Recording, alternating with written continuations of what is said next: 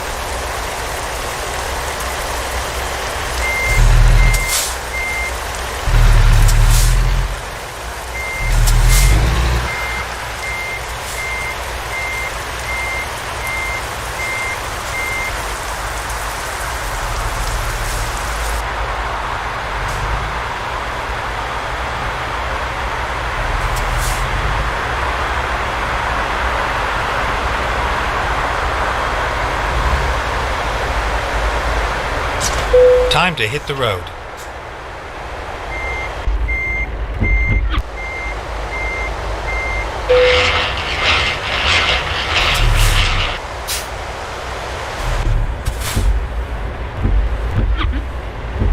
Trailers and SCS software, I hope.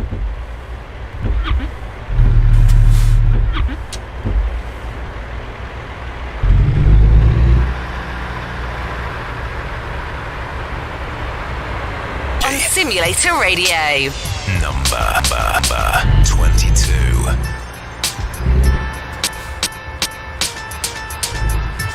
In fact, Natasha, you've got nothing to do with the chart, so I don't know why you've popped up, love. Apologies for that. Turn left. That wasn't written. You're not in there. Smashing to pieces at 22. I'm off to save the world like I'm some kind.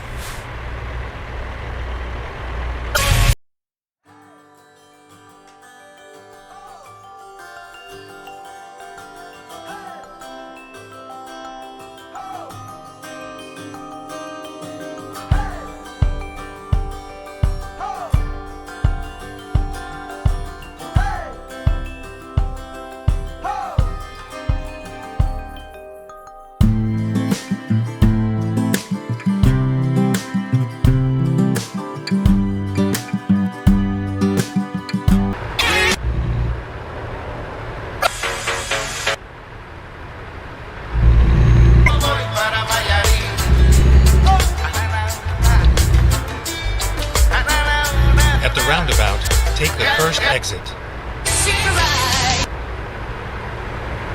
Nice sort of boost to your income, but they use the staff really Exit to now. help push for this. You know, they sort of, I would say, in my opinion, they were sort of pushing the staff to say it was great, and they were all up for it.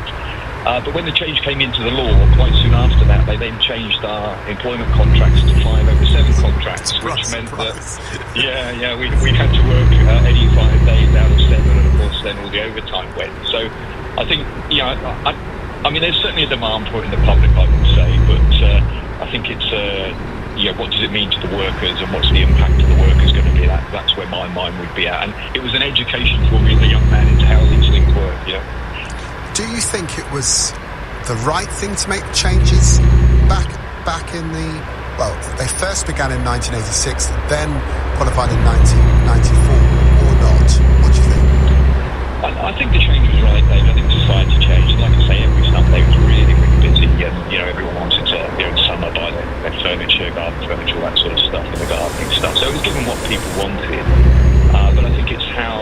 effectively you manage the change. And I was listening to one of your earlier callers there. He was talking about business rates and the internet and how that's changed. And it does feel to me as though we've got to adapt to cope with that. I've always felt that something like an internet transaction tax should perhaps come in to compensate for physical shops in some way. Otherwise, we're going to lose them all, aren't we? It's just the changing, evolving society, I think. Thank you so much for calling in, Gareth. Very, very grateful. And if you're listening and you have a small store, I haven't heard from any small shopkeepers, that may be because you're actually in the store. But if you are having a day off, I'd love to hear from you. How does Sunday trading affect you? And how would any change Get ready to affect exit you? right. Is it a good thing? Is it a bad thing? Call me on 0345 6060 973 and I'll get you straight on it. Would Exit to right. speak to someone who runs a small store. Diane says, actually, I would imagine it would be very good for you if Sunday was a day of rest. Not just as a religious aspect, but to think about your family and have a rest, says Diane. Diane, thank you, bless you, for saying that. I get a little bit of a rest on Saturday in the afternoons and on Sunday in the afternoon. In fact, I'm taking my daughter to the theatre after the show today, and my wife is coming in, and we're going to the theatre, taking my daughter to a wonderful musical. I won't say which one. Carolina says in Switzerland most shops are shut on Sunday. In an emergency, you can go to a petrol station, which has a little food shop to it. Here, shops are allowed to stay open until 9 p.m. on Thursdays, so the workers can shop. People here value family. They value rest time. Most are completely opposed to opening on Sundays. Life should not only be about work. Very strong point there from Karen, and I'm a little bit sympathetic. I worry about family life. I really, really do. John, calling in from Brighton. John. Hi, David. How are you? Very well. Thank you for calling in, John. What's your view? We live in Spain. I'm married to 5 young daughters, and in Spain, Caution. Please mind the speed limit. corner shops open, and I think it's a great idea. It's pleasant. Spanish seem to spend more time doing stuff as a larger family unit. Kind of encourage more. Caution. Please mind the speed limit. You find that you'll go round and see them at barbecue or the kids party at the forest. Caution. And it's just Please mind the every speed place limit. that thing going, and it's just a day of rest. You know, no pressure to go to work on Sunday. It's actually hard to do stuff from a work point of view. So I can't Tell me, really in think of it. Spain, certainly when I've been in Spain, you find that during the week shops are often open until very late into the evening, 10, 11. People eat quite late during the week. Yes. Often there's a siesta during the middle of the day. So you might say that a Stay country right. like Spain has a very different rhythm. then that continue by straight. Sunday, people are wanting to work. Yeah, maybe. I mean, Go straight. some stuff in Spain in the afternoon. The school hours are slightly different. Our kids will go to school primary and secondary schools, and they have to help them to primary and primary. Caution. Please mind the speed limit. And they don't get a lunch at school. They have like a snack, so they expect to go home, have a lunch, then have a sleep, and then at night time go home. They encourage the kids to kind of work with the meals. So they've got Caution. Please mind the speed limit. Night with the kids. Or even later, that's quite accepted things in the UK. When people go tight, like you have 2 eggs, or being a bad parent. Caution. Please mind the speed limit. That's what I think. But you do have experience of family life in both cultures, and Yes. you do look at families gathering in the Mediterranean. I see this in France as well. It does look a bit like they're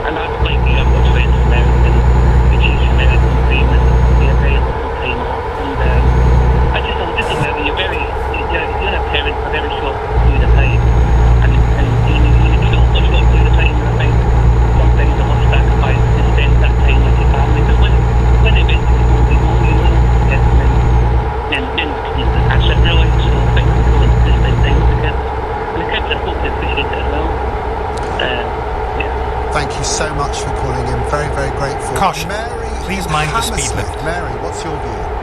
That solution was good, but anyway, my view is that Sundays should be for friends and families, and it's a spiritual day and a day Caution. where everyone Please can mind get the speed together. limit. It's enough to work from Monday to Saturday. You can get your shopping on the Saturday and then be free on Sunday.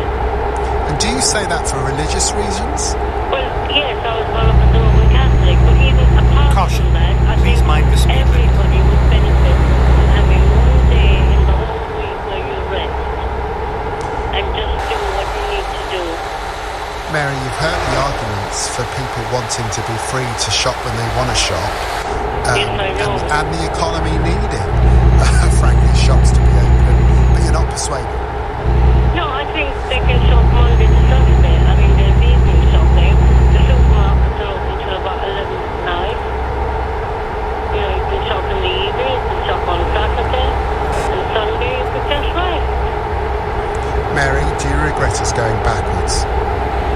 Or not backwards, forwards. We went forwards, I suppose. No, I don't actually mind. I mean, it's up Stay to left, everyone what they want to do. and I then just continue think straight. It would benefit people much more if they were able to rest on a Sunday and work Monday to Saturday. Go straight.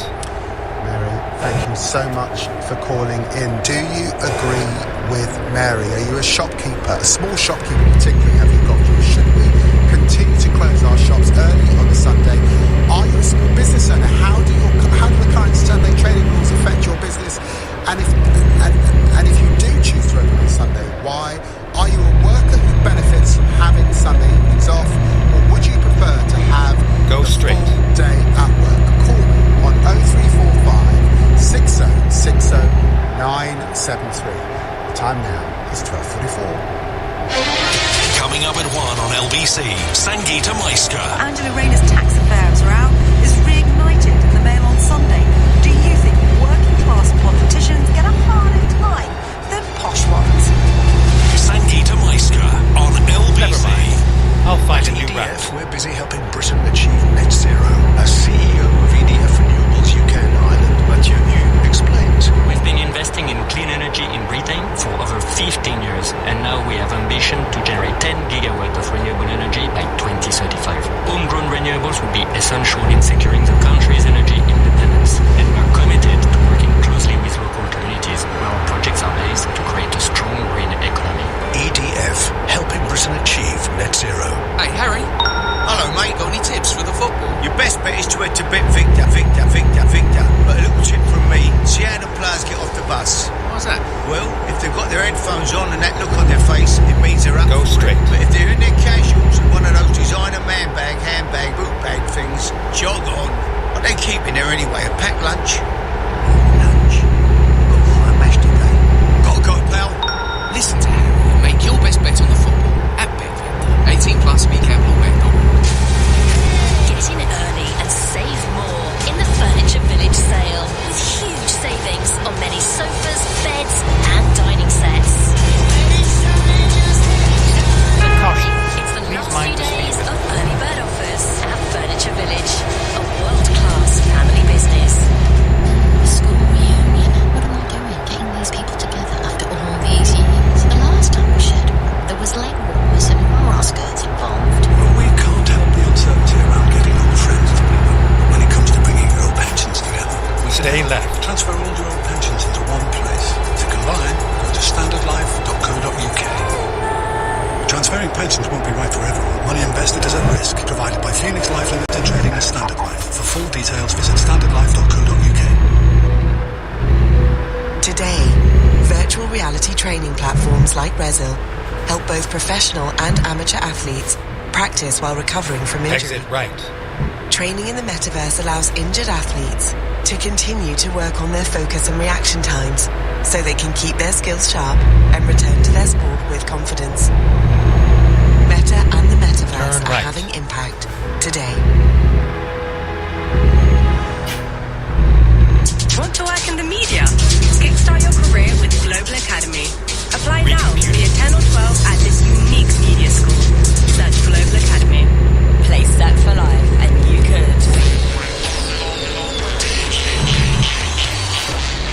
Sorry.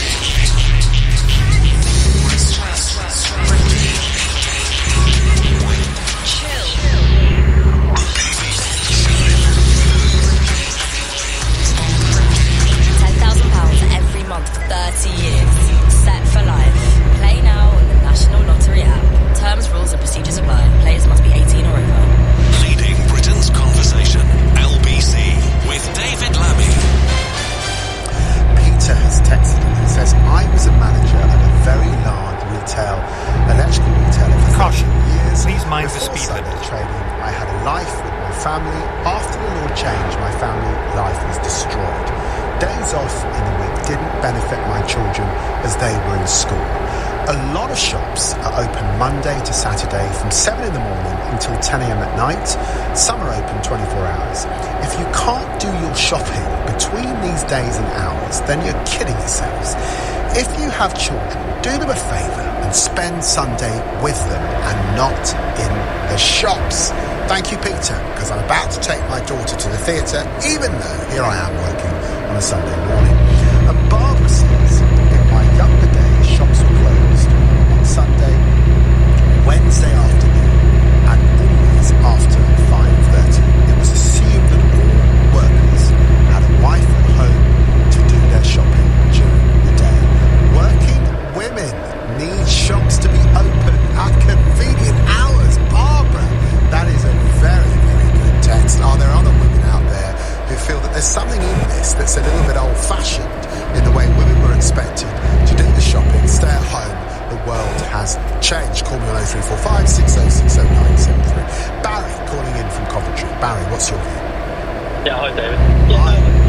Yeah, we talk about this quite a lot in our family. My wife's worked in retail for a long time, and for me, there's personally nothing more frustrating than going out on a Sunday afternoon and realising the shops are shut, and then you hear all the things on the news about the high street dying, how the internet's booming. Amazon doesn't close on Sundays. We want our high streets to thrive. I think there should be a complete relaxation of all trading laws, and people should be able to trade when they want. So basically, you'd have sort of 24-hour Britain. Shops could open at night. Yeah, I think that'd be a really boost to the economy. If Bob's got a shop that sells hardware stuff and he thinks that he's got his best foot forward is between 7 and 12 at midnight, then let him open at them times. If he wants to open Sunday afternoons, let him trade and make some money. What about family life? Does it not matter? And that's it's fine. all about the economy. But also, what about the opportunities for people to work when they want? There's an opportunity there to take on a weekend shift, to give weekend work, to let people that want to make extra income, then boost their own economies in their houses to work Saturdays and Sundays. You could expand the workforce and the opportunities for people to earn a living. I've had a text in from Pedro while he's been speaking, Barry. He says, please give a thought to people who are actually working shift work, 4 days off, 12-hour shifts for the supermarkets. They're not getting extra time. They're just spread over 7 days. Yeah, but then you've got the opportunity there for a whole revolution, haven't you, to take on and bring back weekend working for people. So, people that want to earn extra money have got the opportunity to do so. There's not going to make a law that says you've got to work Monday to Sunday. The opportunity is there to expand the workforce, get more people into work and earning money or extra income if they need to work, extra days after they've done their Monday to Friday. Barry, thank you for that point of view. Paul calling in from Cologne in Germany. This is where the debate kicked off, Paul. There's controversy about this brand of small supermarket that sort of thought you could get round all by having no staff, just machines where you could go and order the food. So what's your experience in Germany? Well, it's a small supermarket, and Caution. its argument Please is mind the that speed limit. I can now today go to the train station or to the airport into the supermarket and buy whatever I want. That's true. And they have staff. So I think their argument was, if these other small supermarkets are allowed to do Caution. that, Please then mind why the speed can't we, limit. just because we're not in a train station or in an airport? So that was their argument, but it is a local decision. So we have in Germany our local county, our Bundesländer, they decide themselves over quite a lot of things. They're devolved Caution. in a lot of ways. Please mind the and speed this limit. particular Bundesländer is Hessen, so Frankfurt, places like that. And they are run by the CDU, which is the Christian Christian Democrat. Yes. Yes, so I presume that's why they're particularly keen on not allowing this to happen. What's your view, Paul? Well, I think we have quite a good mix here. Like I say, I can go to the supermarket if I've forgotten the milk. That's great, but I can't go to a big shopping centre, for instance, or an office block.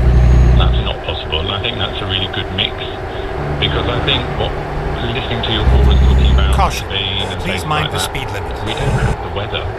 So it's all very well saying, yes, we want all the family to do something nice, and you see that in these countries with the beautiful weather. You can go out as a family, you can sit in an outside restaurant, you can Caution. enjoy the beach. Please mind the If speed you're sat in a two-bedroom apartment in the middle of Cologne with 2 children and it's raining, that's not an option for you. Yes. So that's, I think in Germany we do have things that are open specifically for families. So for instance, like pet shops and toy shops, Caution. gardens, Please mind the speed limit. areas for children, and they're packed, especially if the weather's not good.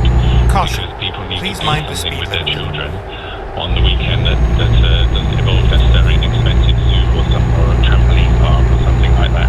So I think Caution. it's good. Please mind the speed But it limit. works for me personally. We as a family, we enjoy having a more relaxing day on a Sunday. Actually, just out of interest, what bothers me on a day like today, I actually want to go and cut my lawn, but I'm not allowed because that is forbidden all over Germany. And if your neighbours report you, then they will. Sorry, why is that forbidden? What? That's news to me. What's that about? Same reason, actually, because it's a day of rest, and we're not allowed to make any noise and do work. We can't clean our cars on a Sunday. If you try painting a garden fence, you'd also get a number. Wow. So I find that quite restricting. That's taking the day of rest quite far. Go straight. Some might say it's quite restful cleaning the car on a Sunday. That's interesting. No, you would not be popular with the neighbours if you did that. Paul, thank you for calling in and sharing.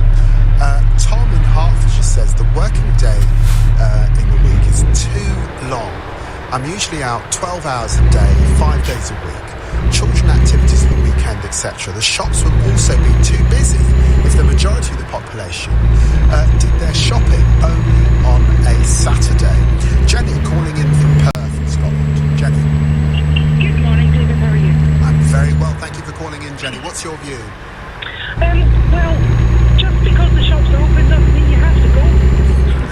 It's basically where I'm coming from. I'm a teacher, so I work Monday to Friday. My husband works with the railway, so he's across 7 days. But we make a point of doing our bits and pieces in the week. You know, Caution. shops don't close at 5 Please o'clock mind the speed anymore. limit. They're open until 7, 8, 9, 10 o'clock. Some of them are 24 hours. So we don't have to worry about that. Oh, it's got to be done by 5 o'clock. You know, you can do it in the evening when you come home from work. Saturdays we are usually busy Caution. with the kids. Please mind the speed limit. Things. We have hockey matches. Yes, totally get and that. various things. Running And around then- from one thing to the next on Saturday. Yeah. Absolutely. Saturday is the day for the kids to do their thing with their friends in our house. And, you know, we catch up on a little bit of housework if they're out. And then Sunday morning, I'm just on my way home from church, actually. So I go to church. I'm on my way home now. I'll get home, we'll cook some lunch, and then it's our family day. The shops are open, but we choose not to go. So obviously if we need a pint of milk or a loaf of bread or, you know, we need something, we will get it. But we choose to spend that time with our family. We visit. I've got lots of brothers and sisters in the area, so we choose to spend that time visiting family. My niece has just had a baby, so we're spending time visiting family, going around, doing things in the house, playing board, you know, doing things with our kids. Just because the shops are open doesn't mean you have to go. It's where I'm going with that. And in Scotland, we don't have that restricted Sunday trading. So do you think the balance is about right, Jenny, basically? Well, I think it's there if you want it, but just because it's there doesn't mean you have to take it. So it is personal choice. I understand if you work in retail, you might feel a little bit differently because obviously if you're in that 5/7, you might end up having to work. Yes. But when I was younger and I worked in the leisure industry, I was often scheduled on a Sunday, and I actually just said to my employer, look, no, I can't work a Sunday. I need that Sunday time because I go to church in the morning and I do this and I do that, and they just scheduled me on a Saturday. So, you know, it's about communication. It's about ring fencing that time if you want it. I don't need legislation to tell me when it's appropriate to spend time with my family, or legislation to shut the shops to make sure that I've got that time to spend with my family. If that's important to you, then you ring fence it and you build it into your week. Jenny, thank you for calling in. Lots of common sense there. Very grateful. Anders, I'm going to give you the last word because you're calling in from Austria. What's the rules in Austria? Well, in Austria, in Vienna, we have everything is shut on Sunday. There are certain shops that are open in train stations, airports, gas stations and the like, but there is a genuine belief, like the gentleman from Germany expressed. We have a genuine belief in a concept of Gesellschaft, society, and oftentimes the decisions that are made with the best interest of society at heart, not necessarily for economic reasons, not necessarily for freedom reasons, but genuinely for the concept of society. Now in the UK, that concept is it's hard to pin down at the best of times. The argument as to whether or not the United Kingdom would ever, stop Sunday trading, I think, is pretty spurious under these circumstances. But nobody in Austria wants to work on Sunday. Whenever there's a poll of 97% against this, everybody recognises that it's the best for society, no matter what your pay range. Everyone the vast majority of people have a day off. The thing about a lot of calls are called about choice. A lot of this choice starts the minute you start earning £50,000 a year. Poorer people need a day off too. Everybody, for the good of society, rich and poor, needs a day off together. Anders, very strong. I'm sure this debate will rage on. Thank you for all of your contributions on today's show. I'll be back next Sunday at 10 o'clock. If you missed any of today's show, you can listen back on Catch Up on Global Player, the official LBC app, where you can also pause and rewind live radio. Download now for free from the App Store or head to globalplayer.com. Coming up at 4 on LBC, it's Ali Mirage. But right now, here's Sangeeta Maiska. Thank you, David. Coming up at 3, there's been a boom in hair transplant surgery, with men becoming the largest number of patients seeking treatment in the UK and abroad. Are you a man who's got a receding hairline? What impact has it had on your self-image? At 2, faith schools in England may no longer have to offer children who do not follow their religion a place under plans being explored by number 10. My question to you, should taxpayer-funded schools be allowed to discriminate based on faith? But first, the row of Angela Rayner's tax affairs is reignited by the Mail on Sunday. Do you think working-class politicians come under more scrutiny than their upper-class counterparts?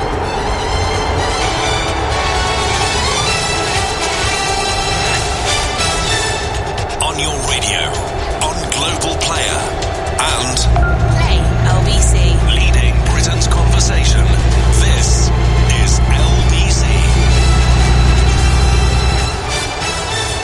From Global's newsroom at 1 o'clock, it's understood Israel's military has removed all ground troops from the southern Gaza Strip, bar 1 brigade. Ceasefire talks resume in Cairo later as both sides urge to agree a deal and ensure all remaining hostages held by Hamas are released. Professor Malcolm Chalmers, the Deputy Director General of the War United Service Institute, told LBC he thinks the chances of an end to the fighting are slight.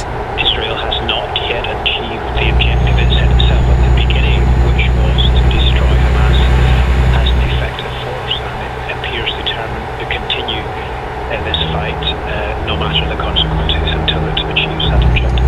A man in his 20s has been arrested on suspicion of murder after human remains were found in Salford, and then continue straight of a man aged over 40. Ireland's incoming Prime Minister Simon Harris has promised to lead his Fine Gael party with new energy and says he wants to have closer relations with the UK after the difficulties of Brexit. He'll become Ireland's youngest leader at the age of 37 on Tuesday and says a united Ireland is not at the top of his agenda. A British man hoping to become the first person ever to run the full length of Africa is due to complete his grueling 16,000-kilometre challenge this afternoon. Rostock from Worthing in West Sussex has been running for almost a year. The 26-year-old is raising money for 2 charities. Speaking in Tunisia while still running, he told us how he's feeling. It's quite hard to put into words. Stay right. 52 days on the road. And then continue straight. About seeing family and girlfriend.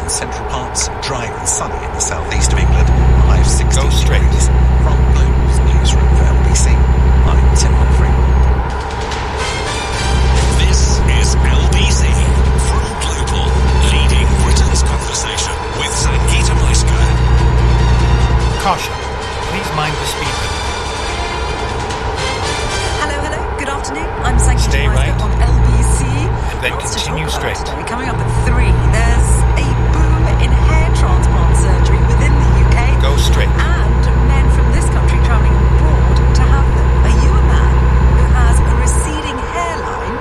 And if so, what impact does that have on your self-image, your self-esteem, and your identity? At 2, faith schools in England may no longer have to offer children who do not follow their religion a place under plans being explored by number 10.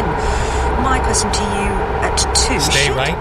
taxpayer-funded And then continue schools straight. be allowed to discriminate based on faith?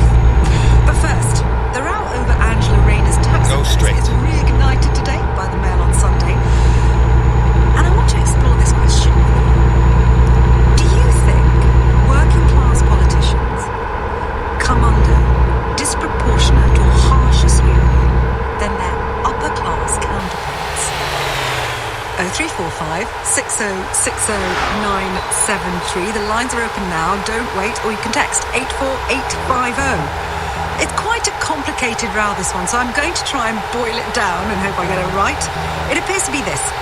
Labour Deputy's leader has been embroiled on an ongoing controversy about whether she broke electoral and tax laws. Angela Rayner was referred to the police by a Conservative MP over claims she registered the wrong property on the electoral roll. Officers have said that they're now going to review their initial decision not to investigate. Now, the tax matter is separate from that and centres around whether or not she managed to avoid paying capital gains tax on her principal residence when it was sold. Miss Rayner has denied any wrongdoing, saying couples who divorce but have children together often spend time at each other's homes for the sake of the kids. This is what Shadow Foreign Secretary and fellow LBC presenter David Lammy had to say about it when asked on Sky News. I think the Mail on Sunday has evidence that Angela Rayner and so many families across the country Stay back. had and has Then continue a straight. blended family. They need someone, they have children, a previous Go straight. arrangement. Many families up and down the country live in more than one home. That's what the photos I saw reflects, and it's consistent with the advice that Angela took in terms of her tax affairs from accountants, from lawyers. I don't think this is a story. I think Well, hang on. It is a story because what you're saying says that the place that she said was not her home was where she actually lived. And nobody's arguing that it isn't complicated and maybe some people make mistakes. Why didn't she just say, I may have made a mistake here. The law says what you're supposed to do. You can only have one home. And maybe she made a mistake. Why not just say that? I think she's been clear all along. No, she said she's done nothing wrong. Yeah, so she's been clear she's done nothing wrong. She has our full support. So that's David Lammy defending Angela Rayner against accusations that have been trawled up and reprinted in the Mail on Sunday. I should say all of these allegations began with an unauthorised biography of Ms Rayner by the multi-millionaire businessman and Brexit supporter Lord Ashcroft, the former deputy chairman of the Conservative Party, who is a British Belize citizen, first made those allegations in his book, and they have then been subsequently reprinted by various newspapers, but I have to say, particularly the Daily Mail and the Mail on Sunday. Anyway, it's got me thinking about what it is we are actually witnessing here in a much broader sense. Of course, there may be legitimate questions to ask about electoral roll and whether much pay the right taxes, but I also wonder if what we're also seeing is a kind of class war playing out among these parties between somebody who is very obviously and proud of her working class roots versus other politicians, and even the author of her unauthorised biography, who's significantly wealthier. Lines are open now, 0345 6060973. Do you think Angela Rayner and other working class MPs, regardless of party, come under disproportionate amounts of scrutiny by our press? Or do you think all MPs are fair 0345 6060973. I'm very pleased to say I'm joined by Adam Bolton, political commentator, and of course, political editor once upon a time of Sky News, was doing Trevor Phillips's job not so long ago, who last week wrote why the Tories can't stand Angela Rayner. Welcome, Adam. Why can't they stand her? I think there are some people, and they're not exclusively Conservatives, who are offended by the idea because she has an accent, because she was a single parent at the age of 16. Cautions. Please mind the speed. And they just don't see someone like that as being the leader of the country. I mean, to a much lesser extent, John Major got this kind of scrutiny ages ago. So I think she is seen as a soft target, which I think is one of the reasons why mischief maker like Lord Ashcroft spent some of his pile of money commissioning a biography to see what could be turned up about her. I mean, it's no secret she hasn't had a sort of standard go to Oxford, get a PPE degree, work for an MP life. She's had a hard struggle life. She is an impressive looking woman who looks good on the front page of a newspaper or whatever. So I think there's been a hunger to go after her. And my point about this story is, in the end, it's not quite a nothing burger, but it's just a few crumbs, really. I mean, bear in mind, all this is talking about 15 years ago when she wasn't an MP. Not like some of the stories we've had this week, for example, about MPs and honey traps and all the rest. And secondly, in spite of what the Daily Mail says, it has only turned up a mouse, in as much as originally people were saying, the original embarrassment was she'd been a Thatcherite and bought her council house. But when they realised that people shrugged about that, they then looked on to, the fact that when she and her former husband got together, they lived in separate homes. Well, I think that covers most people who get together. When they get together, by definition, they live in separate homes, and sometimes they keep them on. Now, and even, looking at the Daily Mail's editorial today, doesn't use the word lie. The front page uses the word lie, doesn't say she's lied, and it actually suggests that, she should be subjected to scrutiny. Well, that's fine, but that's really defending doing the story in the first place, and suggested that she could have all cleared it up if she said, well, I might have made a mistake, I'll give please mind the speed £1,000 to charity, because it's only that small amount that she seems to have avoided, not the same then turn as left. Nadim Zahawi, who had to resign, 4.8 million. Not the same as Lord Ashcroft, who for a long time was a non-dom and didn't pay tens of millions of tax. This is a tiny thing, and it does seem to me that it is a little bit personalised against Angela Rayner. And I've actually seen her described by some Conservative commentators as unreliable or a soft target. And I think turn left, betraying their prejudices, not necessarily what she's done wrong. In your piece, which is excellent, by the way, you said, I'm going to quote it, you say she evokes condescension from her critics, but also, I think, an element of fear that someone like her has risen so far. Yeah, I think people are put off by that. I mean, I think, there are people who believe in a hierarchy and a class system, and getting someone who is so clearly working class, being on the brink of being Deputy Prime Minister and Cabinet Minister, I think it upsets some people. And I can tell you, I've experienced that directly. There's a charity event which I mentioned in the thing, which you may have done, called Turn the Tables for cancer research, and there she interviewed me, and her opening question was, do you think there's something wrong with my accent? Which showed her sensitivities, if you like, on that issue. And I said, well, not as far as I was concerned, but the ladies who lunch around me, who were pretty well connected in the Tory party, I mean, they just seethed about her. They couldn't stand her. She had, put their hairs on edge. And I think there are people... Get ready to turn left. Have you ever seen this kind of visceral, polarising reaction to other MPs that perhaps, as you've described, didn't go to private school, then ended up doing PPE at Oxford or Cambridge or whatever? Have you seen something similar with other MPs in the past? Well, I think what we do see is women who are not obviously kind of ruling class, if you like, they do get targeted. I mean, Jess Phillips, for example, has talked about the sort of thing she gets on social media.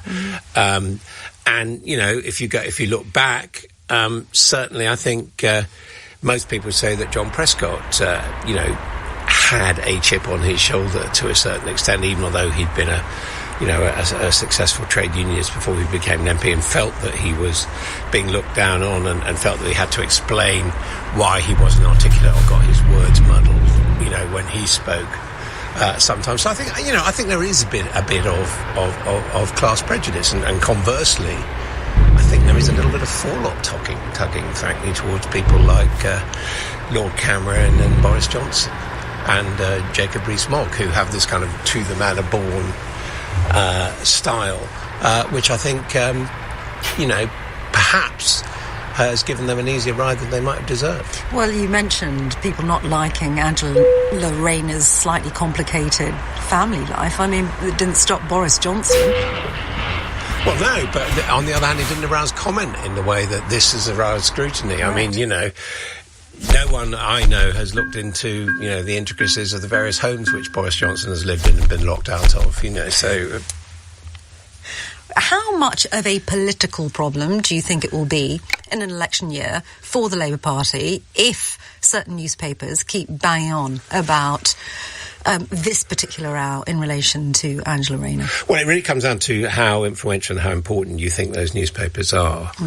But I do think that we have moved into a kind of polarised era in our politics where anything is deemed to be fair game, and when one side is happy to put the lawyers and investigators onto the other for the merest, potential misdemeanour. And so I think what we are going to see if we get a Keir Starmer government is, I think we will see newspaper stories, whatever happens with the Rayner story, saying, oh God, how can we possibly have that woman as Deputy Prime Minister, you know, all that scandal about her house and all the rest of it. And I think it's just going to go on like that. At the same time, we know two things. One is that the public is buying those sort of newspapers less and less. And secondly, that there's even worse viciousness taking place on social media. So I don't think we're going to escape this. And I think, I just think about this story, and I don't vote, I'm not a Labour supporter, I'm not a Tory supporter, but I am someone who's covered politics for 40 years. And I just think occasionally you need to step back and say, how much is there in this particular story? Does it, frankly really matter? And if it doesn't, I think you should be prepared to say so. Anna Bolton, political commentator, who wrote in The Eye last week, why the Tories can't stand Angela Rayner. Thank you very much indeed. Should say The Eye newspaper, not Private Eye. No, well, that might be your next move. Who knows? Listen, thank you very much indeed. I appreciate that. Thanks. You're listening to Sangeeta Maiska on LBC. We are discussing the scrutiny under which Angela Rayner seems to be labouring at the moment, principally from, let's put it bluntly, right-wing newspapers. And I'm asking you, how much of this do you think is actually because she doesn't fit the typical mould of the kind of MPs we have seen over the years, and she is out loud and proud about her working class roots? 0345 6060 973. This is LBC. Uno is now available in McDonald's Happy Meal. So let's see who can shout Uno first. Bring it on. Yes. Ooh, no! A wild card! Right. Yes, back in the game. Yes! Ooh, no! Draw one card. Uno! Better luck next time. Have fun with your Uno cards. Does that one count? Nope. Oh, some fun, some food. It's all inside this Happy Meal.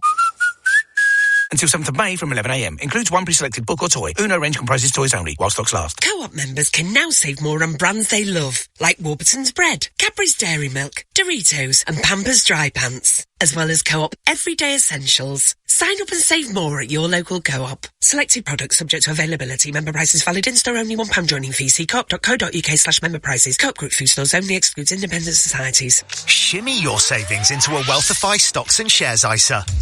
Use our online sliders to help build an investment plan that suits you. And then we'll manage the rest. And to help you get started, you could earn between £50 and £500 cash back. Nice. Go on. Wealthify your ISA at wealthify.com. Wealthify Authorised and regulated by the Financial Conduct Authority. Cashback varies by total value of deposits or transfers. Minimum investment applies. Offer closes 20th of May. New customers only. T's and C's apply. Capital at risk. The world is facing a shortage of tradespeople. The metaverse can help solve that problem. With a virtual reality training platform developed by ForgeFX, aspiring welders can practice over and over. As a result, students learn the specialized skills they need to begin and advance welding careers. Meta and the metaverse are having impact today. Digital security? Nah, I'm not talking about the code to your safe. I'm talking online. Virus protection. No funny business with your passwords. Got me? That's where you need Bitdefender.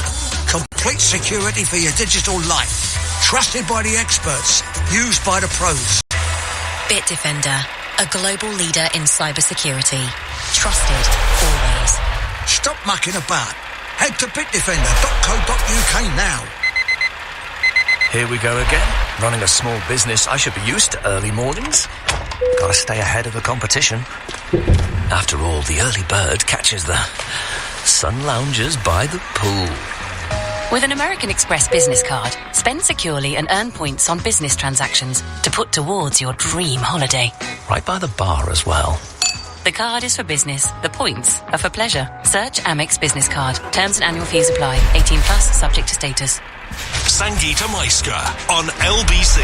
Call 0345 6060 973. Hello, you're listening to Sangeeta Maiska on LBC. Do you think Angela Rayner comes under disproportionate amounts of scrutiny because she's working class and a woman? 0345 6060 973. Rob in Maidstone in Kent. Hello. Hiya, Sangeeta. Well, of course, the simple answer is yes. But there's something, because I read Adam's article, and it made me start thinking about this, because I was thinking that Nadine Zahawi not only had all those tax problems, we made him Chancellor of the Exchequer at the same time. That Lord Cameron was made a Lord and Foreign Minister, and he was under investigation because of the Panama Papers. Correct. And I'm thinking, all of that seems a bit weird. When Angela Rayner was saying about where did she live when she got with her then husband, well, when Boris Johnson was meant to be living in the family home with his wife, he'd moved in with his now Mrs. Johnson in her flat because that was revealed in the newspapers, and I wonder where he was registered to vote. So those things went off, and then I thought, but it's not just that. It's not just about the classic Labour Conservative hypocrisy, because I've thought about how Nadine Dorries has been treated by much of our media. Now, I have very little time for her from a political perspective, but the sort of jokes that were made when she became the Secretary for Culture and Digital, and I'm thinking, well, I may not like her, but she's been a successful author. She's done a number of years in Parliament. She was across her brief.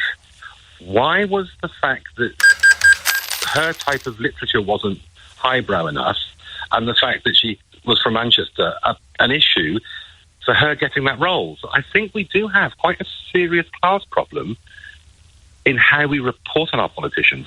I agree. And I thought it was interesting listening to Adam Bolton there, who is not party political. He was a very, very well-respected political editor at Sky News for many, many decades, in fact. And it was interesting him really coming out very clearly just now and saying, when you are reading about allegations of a scandal that are being whipped up essentially by one newspaper, you've got to think to yourself, what is the proportion of this scandal? And you, Rob, have so beautifully said, when you set against this row about whether or not she should have paid about £1,000 in capital gains tax and managed to avoid it, compared to, for example, Nadine Zahawi, who is a multi-millionaire, who came to an arrangement with HMRC over hundreds of thousands of pounds worth of unpaid taxes, you've got to ask yourself, what is the actual agenda here? And to me, the agenda appears to be to essentially smear Rayner. And I say this as someone who was actually very offended by the language she used about Conservatives when she called them scum. Do you remember that? Oh, I do. But you see, I think we have I'm a little bit older than you, by a few years. So I remember what happened in the early 80s and the way that female politicians at the time trying to come through, many of them were sitting in Labour and then the SDP and that side of the thing, and they were often ridiculed for their working class roots, their lack of the same level of education or understanding of the system. Even Margaret Thatcher was questioned because she chose to be a politician and not stay at home looking after her children. And we forget that that's the history that we have, and we still don't have enough representation. And there's not enough diversity. Do you think misogyny has a bigger part to play in classism when it comes to women politicians that are, say, how do I describe it, middle class, working class? I think so. I think about how the SNP, Myra Black, how she's been attacked. And I think that the misogyny may be far greater than influence than we're giving credit to, because it's quite easy to do it's a class thing because Angela Rayner is very proud of her working class roots and the struggle that she's gone through to get to this level. So I think that is part of it, but I also think, if you think about the Sharon Stone leg crossing incident, that's PMQ. Yes. And you go, no, that wasn't about her class. That was absolutely about the fact that she is a powerful woman, and without trying to be sexist, she's a very attractive woman who, and that terrifies some of the men in the room. Because if she was pretty and stupid, they could put her in a box. But she's whip smart, very clear on what she's going to do, takes no nonsense, and could be a model. Rob, in Maidstone and Kent, thank you very much indeed. This text from Ken. People don't like Angela Rayner because she's rude and uses language that is offensive, like calling the Tories scum. I don't need to be the supporter of any party to decide I don't want her representing me. Tony, first-time caller in Barnsley. Hello. Hello, and thank you for taking my call. You're welcome. I think your previous caller probably stole 80% of what I was going to say. So I think I'll be brief. No, you're welcome to share your thoughts. I think the point for me is there has always been a class system, and it's now being weaponised against Angela Rayner because the Conservative Party's in an absolute dire state, and they see her as a weakness. Now, your previous caller talked about misogyny. It's really interesting that they're not attacking Keir Starmer for his working class roots. Yes, and there's right. and there's a level of acceptance. Let's go in certain areas of society, not necessarily agreed by all of us, but certain areas where it is accepted that if you are upper class and let's say you're a Golden Boy, we can smash a restaurant up and we're going to pay for it. There's serial affairs and everyone shrugs their shoulders. But because she's different, both thinking differently and acting differently, then I think they're not sure how to put her in the box. And I think the objective here is to try and identify that, hey, I know us Conservatives are almost into wholesale corruption, but look at this woman here, look what she's done. And I do think that were she to be seen as accepted by the upper classes, then this would be something that is a non-story. And I'm afraid it just shows the desperation of the media that's actually supporting the Tory party, of how desperate they are to smear Labour. Now, as it is, whether she made a mistake or not, almost the hysteria that's being attracted by some elements of the media, I think is absolutely shameful.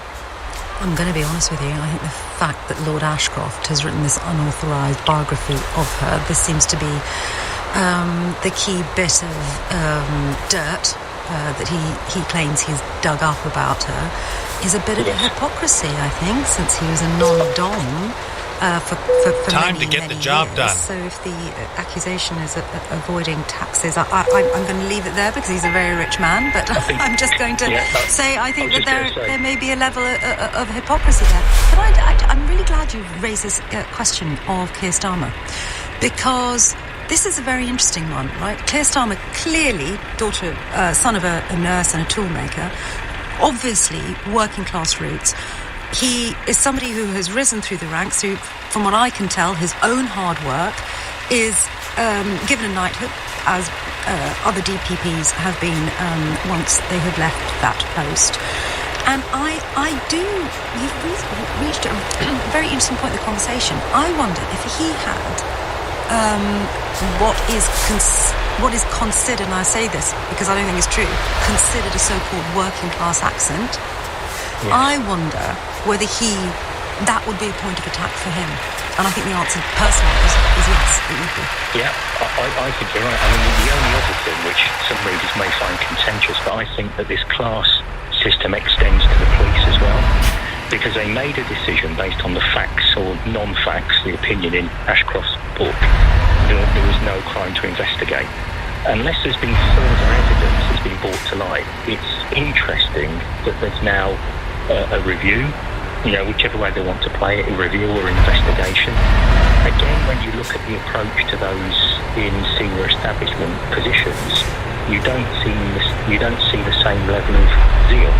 And I just think that's an interesting one, perhaps to explore, maybe not for this programme, but I think it extends beyond the Conservative Party, but it also influences how the police and others actually apply the law. Well, I think you might be right, because what we do know about sexism and classism and misogyny and racism is that these things can be hardwired into a range of institutions and prosecution decisions, for example, and the choice over what to investigate and what not to investigate. I would also say, and I mean, you're calling from Barnsley, a place that I used to work, I would say there's also a degree of, is it North-Southism? I do think that because she's got a northern accent, I think there are certain MPs, particularly Conservative ones, who feel that they can be condescending towards her. I mean, that's just my personal opinion. It's probably hard to evidence, but I've seen it in other walks of life. And I think that's the important thing to say here, because I know some of your listeners might be groaning now, thinking, "Oh my God, it's another woke discussion." For those of us that have experienced it, I'm absolutely certain. Caution. Please mind the speed. That I've experienced it myself. Tony in Barnsley, thank you very much indeed for your call. You're listening to Sangeeta Meister on LBC. I'm asking you whether working class MPs are judged more harshly when they put under greater scrutiny than their upper class peers. Why am I asking?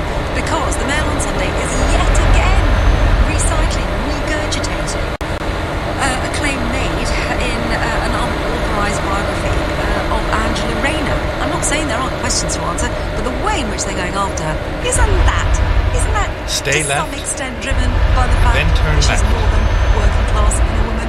0345 6060 973.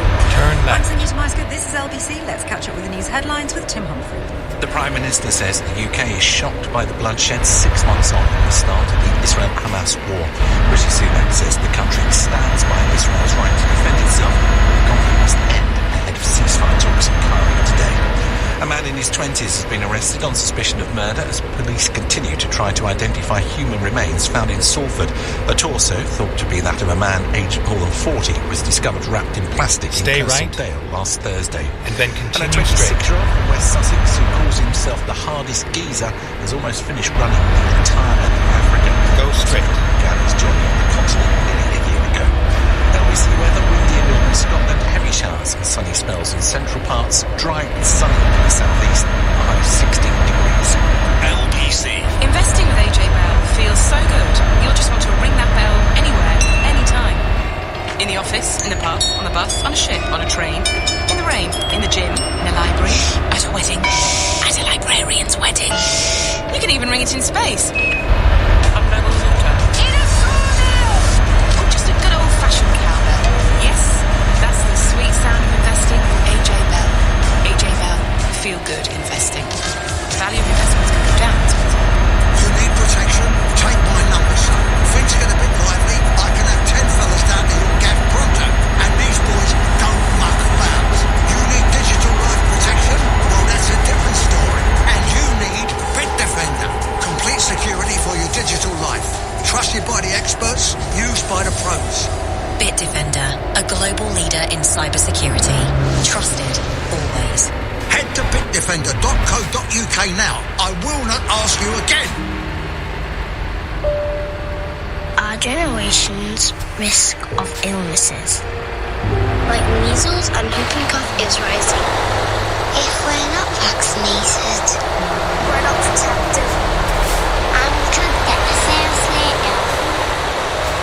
question lifelong disabilities. Stay Are left your child's vaccines and then up to continue date? straight. Look at their GP practice. Are you or a loved one becoming increasingly forgetful, getting lost in familiar places, or struggling to plan or solve problems? These could be signs of early Alzheimer's disease. We are inviting people aged over 50 to join dementia research. By participating in research, you will get access to expert medical professionals who will guide you every step of the way, along with health check and regular clinic visits. Sign up now at stpancreasclinicalresearch.com. Want to work in the media? Kickstart your career with Global Academy. Apply now to be a 10 or 12 at this unique media school. Search Global Academy. McDonald's winning six is back. With millions of prizes up for grabs again, like Coke glasses, Packy's merch, festival tickets, or even one of our weekly 10 grand cash prizes. Great winning six now on medium or large. Stay right and then continue straight. Promotional drinks only. N16 available. App registration may be required. 18 plus. UK only. Go straight. When it comes to maximizing savings, timing is everything. And now is the perfect time to take advantage of your full allowance with a new Cufflink ISA. You could earn up to 10.06% tax-free interest gross per annum, compounded over a 2-year term. It's fee-free with loan secured against property. Visit cufflink.com. KUFLINK. Stay right. Your capital is and then continue tax straight. rules apply to IF ISAs and may be subject to change. Cufflink is authorised and regulated by the FCA. This is LPC with Sangeeta Lyska. Call 0345 6060 973. Tweet at LPC.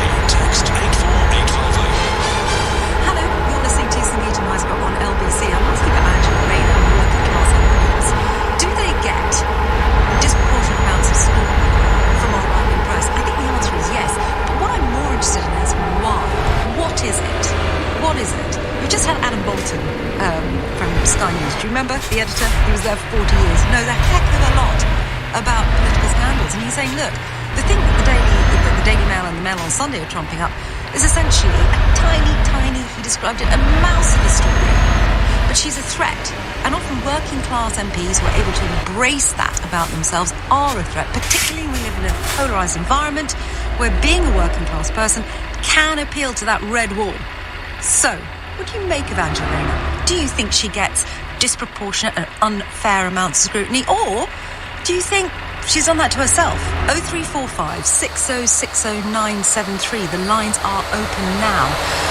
At 1:35, though, I want to take you over to another important story. We talked yesterday about the question mark over whether or not there should be an arms embargo on Israel. Today, it is the 6-month anniversary of the Hamas attack on the southern border in Israel that left 1,200 people dead, hundreds of hostages taken into Gaza, and the subsequent conflict has now left 32,000 people in Gaza dead. About 12,500 of those are children. It feels endless. To us, the people watching and reading the news, to those directly involved too. I'm really pleased to say that I'm joined this afternoon by Ifat Zayla. Her cousin, Shiri Bibas, was kidnapped alongside her husband, Yarden, and their 2 sons, Kafir and Ariel, on October the 7th.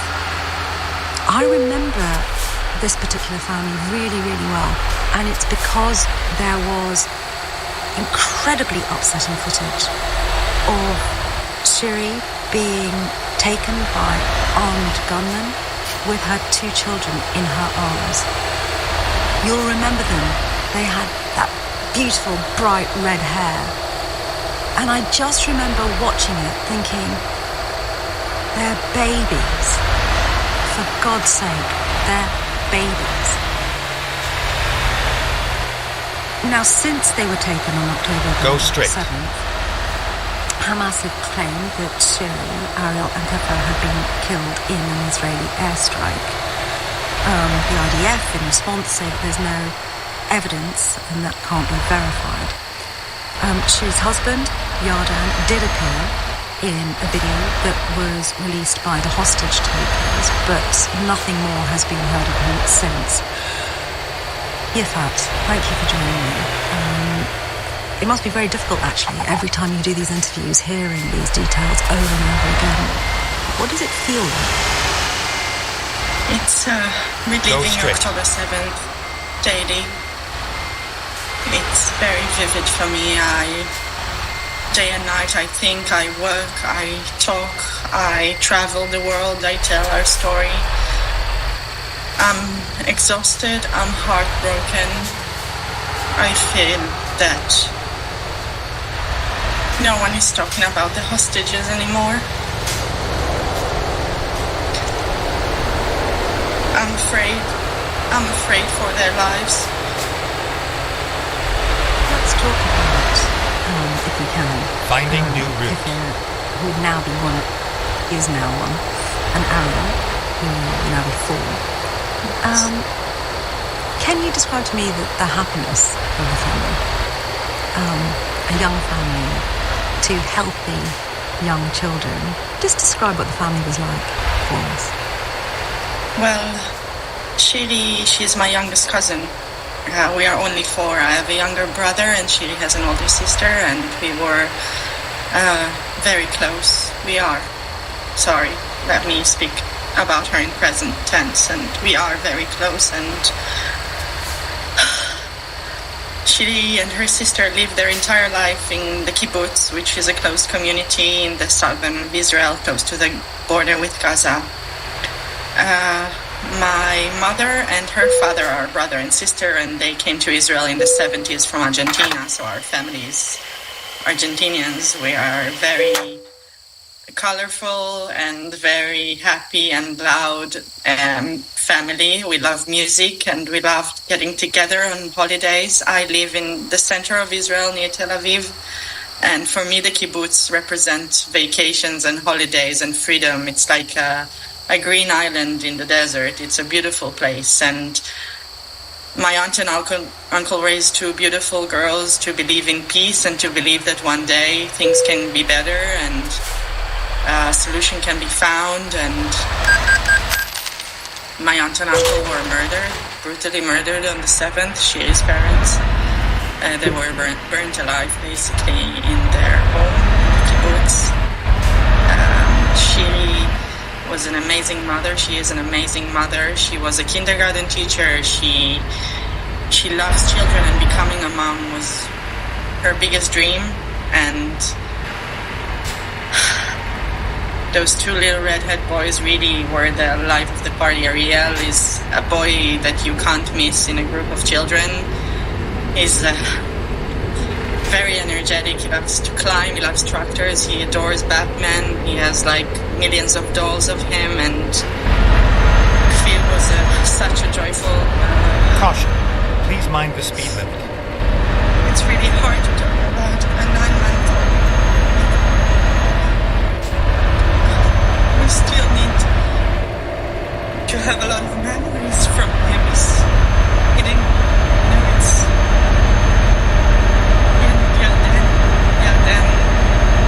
He's such a beautiful father. He's so anxious on a normal day, about his 2 boys, about Ariel falling down. So I can only imagine being separated from them on October 7th. And he left the safe room in their home. He gave them a kiss. We know this from hostages that came back. He told them the story.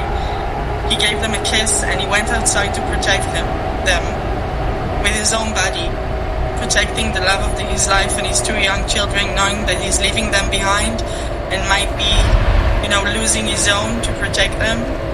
And he was kidnapped first, and initially he didn't know that they were kidnapped as well. Only later on, when Hamas told him that they were killed here, you can only imagine the shock of a father thinking maybe they were safe back in the kibbutz, hearing such horrible thing.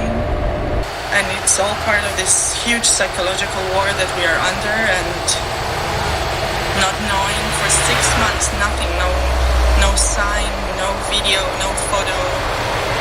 The Red Cross don't have any information, UNICEF don't have any information. We feel alone, and those are just children, and my cousin and her husband were really innocent civilians, and it's frustrating.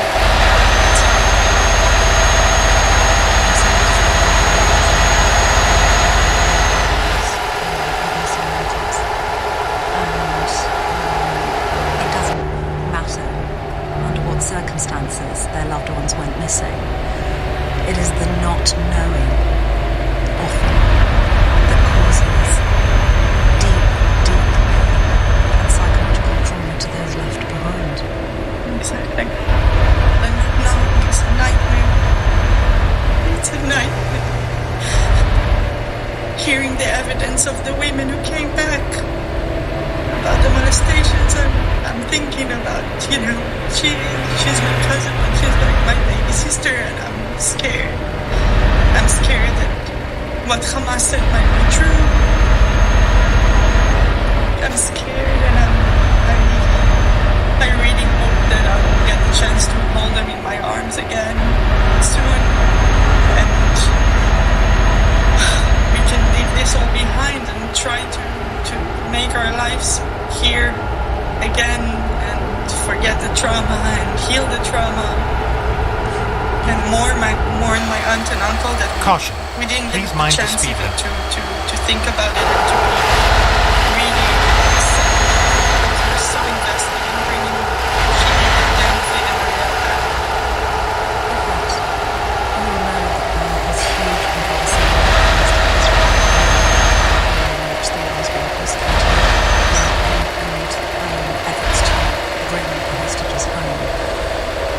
What do you think? Do you have thoughts about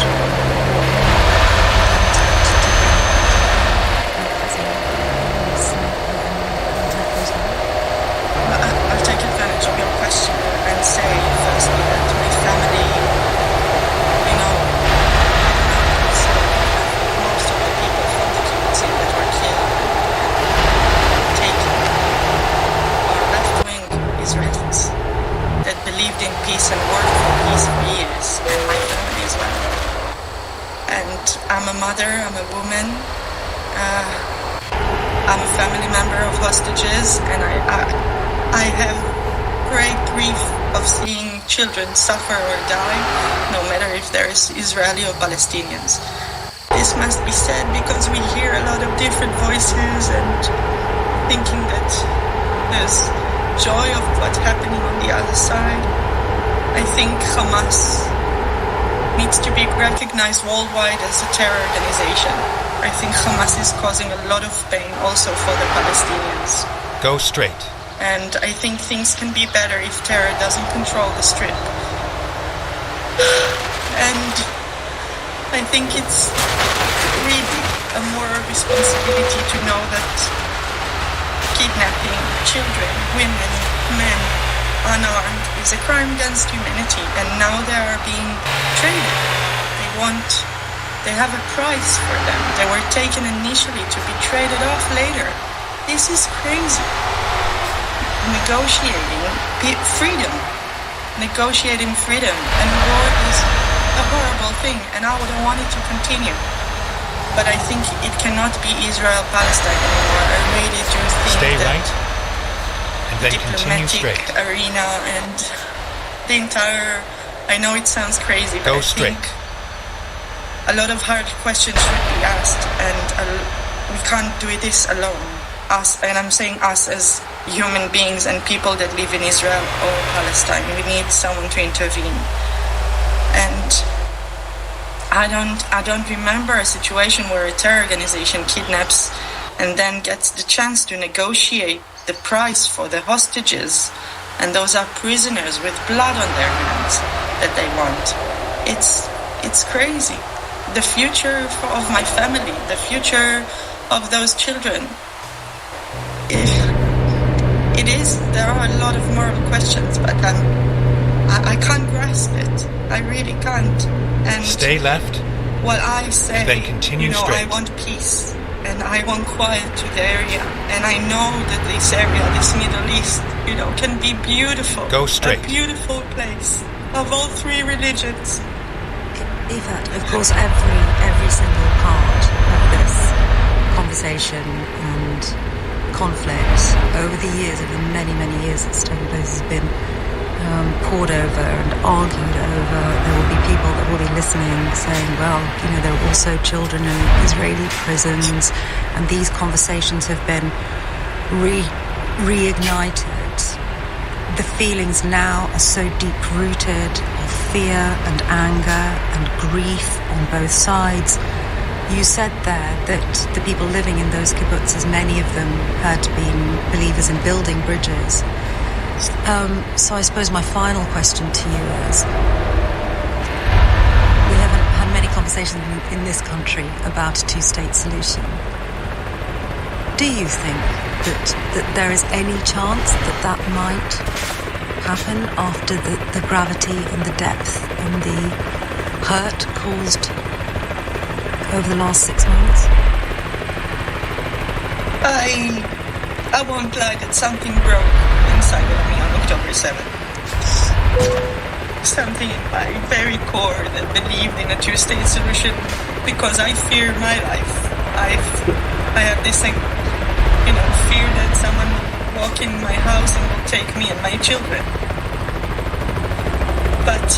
And I do believe that if a two-state solution in a Palestinian state that should exist should be an outcome of conversation around the table, and not like this, not by violence. Those were not freedom fighters. This is not Islam, and this is not freeing Palestine. They knew that there will be a retaliation. This mess is horrible, and if there will be a two-state solution, I think the generational effect of this war will feel it for at least a decade. But maybe one day, with brave leaders on both sides, there will be a better future here. And hopefully I can see my children and think that I can see that and live that without fearing for their lives. That's Isla. I'm going to leave it there. Caution. Please mind the speed limit. I hope someone's with you. Is that right? Okay, good. That was Ifat Zayla, cousin of Shiri Babas, who was kidnapped alongside her husband Yarden and their two sons, Kavir Caution. and Ariel. Please mind the speed limit. The 7th, which of course was the beginning. Caution. Please mind the speed limit. Witnessing over the last 6 months. Stay You're right. listening to Sangeeta Maiska. This is LBC. And Back then with turn more right. of your calls about Angela Rayner, whether she is under unfair levels of scrutiny after this. LBC. Businesses Turn across right. the land. Whatever kind of business you're in, BT's got your back. We're talking small business, big business, new business, old business. Top secret business? Well, that's your business. But yes. Global business, serious business, family business. What about show business? Yes, all the businesses. Stay left. So whatever your Then business, turn left. let us take care of business with our secure and reliable connectivity. Turn left. BT's got your back. Search BT's got your back. This is no ordinary cross. It's the power to choose your leaders, shape your communities, and decide your future. This is no ordinary cross. It's your influence and your voice. Stay the right. London and London Assembly Then turn elections right. are on Thursday, 2nd of May.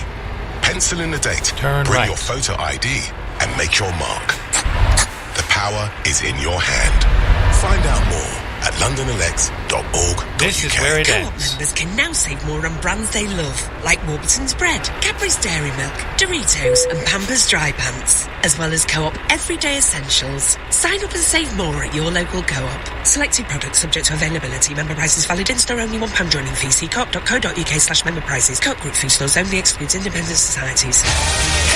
Get in early and save more in the Furniture Village sale with huge savings on many sofas, beds and dining sets. But hurry, it's the last few days of early bird offers at Furniture Village, a world-class family business.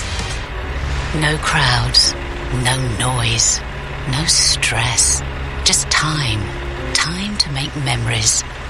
Luxury Mediterranean holidays from Simpson Travel. Hand-picked villas and distinctive boutique hotels in idyllic destinations. We take care of every detail so that you can love every minute. SimpsonTravel.com, because your time is precious. Imagine delicious crispy chicken McNuggets. Go on, picture them now. Imagine if you could get 6 of them for just $2.49. How about 9 for just $3.49? Or 20 of them for just $4.49? Woohoo! Well, now you can, but not for long. Get yours by the 16th of April. From 11 a.m. until the 16th of April in store and via delivery. Delivery price, uplift and fees apply. Subject to availability, price of participation may vary. Can you have your cake and eat it? Well, if you're with Lloyds Bank and you're a Club Lloyds customer, maybe you can. With the Club Lloyds Advantage ISA Saver, you get instant access to your tax-free savings and a higher interest rate of 4.25% AER if you make fewer withdrawals. You don't even have to like cake for that to make perfect sense. To get your money moving, search Club Lloyds Advantage ISA Saver. Open with £1, 4.17% tax-free variable interest paid monthly. Rate available if you make 3 or less withdrawals. Sangeeta Meister on LBC. Call 0345 6060 973. Hello, you're listening to Sangeeta Meister on LBC. I tell you what, I have just done an interview with somebody whose cousin and her cousin's 2 children and her husband were all kidnapped by Hamas on October 7th. I have just had an appallingly abusive text from someone about that interview. And it's abusive towards Let's do this. the cousin, and it's abusive towards me. And we've just got to stop. We've got to stop this. We've got 32,000 people dead in Gaza. That number's going up every single day. Starvation. There is children dying of malnutrition. You've heard me say many times that what we need is a ceasefire. I don't care whether that's a temporary truce or an actual ceasefire. I'm also very much in favour of an arms suspension to Israel. Not least because of the absolutely horrendous killing of 3 Britons last week. But when I say all of these things, I have no problem at the same time holding those thoughts in my head at the same time as saying that our men invading Israel on the 7th of October and kidnapping civilians and babies, what the heck has that got to do with delivering a 2-state solution or peace and security for the Palestinians and the Israelis? It's got nothing to do with it. So shame on you for sending that text in. And everyone else that has done the same thing. It's appalling. If you call yourself a humanitarian, you must have humanity and feeling for everyone. Whether they are Palestinian children that are being killed or Israeli children that are being killed. They aren't responsible for this nightmare. They're kids. At 1:56, back to the question of the hour. Naomi in Rotherham, hello. Hiya. Rother Valley, sorry. Hello. That's fine. I obviously was listening to your previous caller, and I've obviously just heard what you've said. And it just makes me think, how pathetic are these rich conservatives and the Daily Mail in going after Angela Rayner on something relatively pointless when there's such things going on, that are far, far more important in the world. Oh, well said. Honestly, well said. Absolutely. Okay. I mean, you're so right. And, often it takes brilliant callers like you when I'm in the moment and kind of, if I'm sitting in the seat, it's a very intense experience, right? So I'm just so pleased that you've rung up and you've had that perspective. You're right. When I was listening to the person whose cousins and children have been kidnapped, I thought, oh my God, how can I come on and talk about such a pathetic thing as bullying Angela Rayner? But I will go on to say what I rang in to say, Please. So, I've you probably can't see a professional woman. I've been working in a corporate environment at a relatively senior level for about over 30 years. I became a Labour member in 2019, mainly because I admired Keir Starmer and could see the direction he wanted to take the Labour Party. At that time, I really did not appreciate Angela Rayner at all. Honestly, I thought she was coarse. When I saw her debating, she was pointing in people's faces and shouting. I thought it was unprofessional. And when she, referred to Conservatives as Tory scum, I thought that was just awful. But she then did apologise for it. Yeah. So 5 years later, I now think that she's one of Labour's most significant assets, of which they have many, and a lot of them are women. Obviously, Rachel Reeves, Bridget Phillipson, Lisa Nandy, Helen Yvette Cooper. I mean, they've got... Oh, and the Birmingham MP, Jess Phillips. Yeah. They've got a huge amount of very, very strong women. I know Jess Phillips isn't on the front bench, but anyway. Yeah. And I do think I agree with your previous, mainly men callers, actually, that I think the Conservatives are absolutely scared to death of her because she's got to where she is from her background. She's a strong, determined, successful woman. She's going to be one of the most important women in the country, hopefully, after the next election. And her success isn't down to privilege. It's not down to education. It's not down to money. It's down to hard work, ability, talent, and resilience. Naomi from Rother Valley, thank you very much for bringing an end to that rather interesting hour. Thank you very much indeed for that. After 2 o'clock, we are changing subject. Faith schools in England may no longer have to offer children who do not follow their religion a place under plans being explored by Number 10. My question to you is, should taxpayer-funded schools be allowed to discriminate based on religion at all? 0345 6060 973.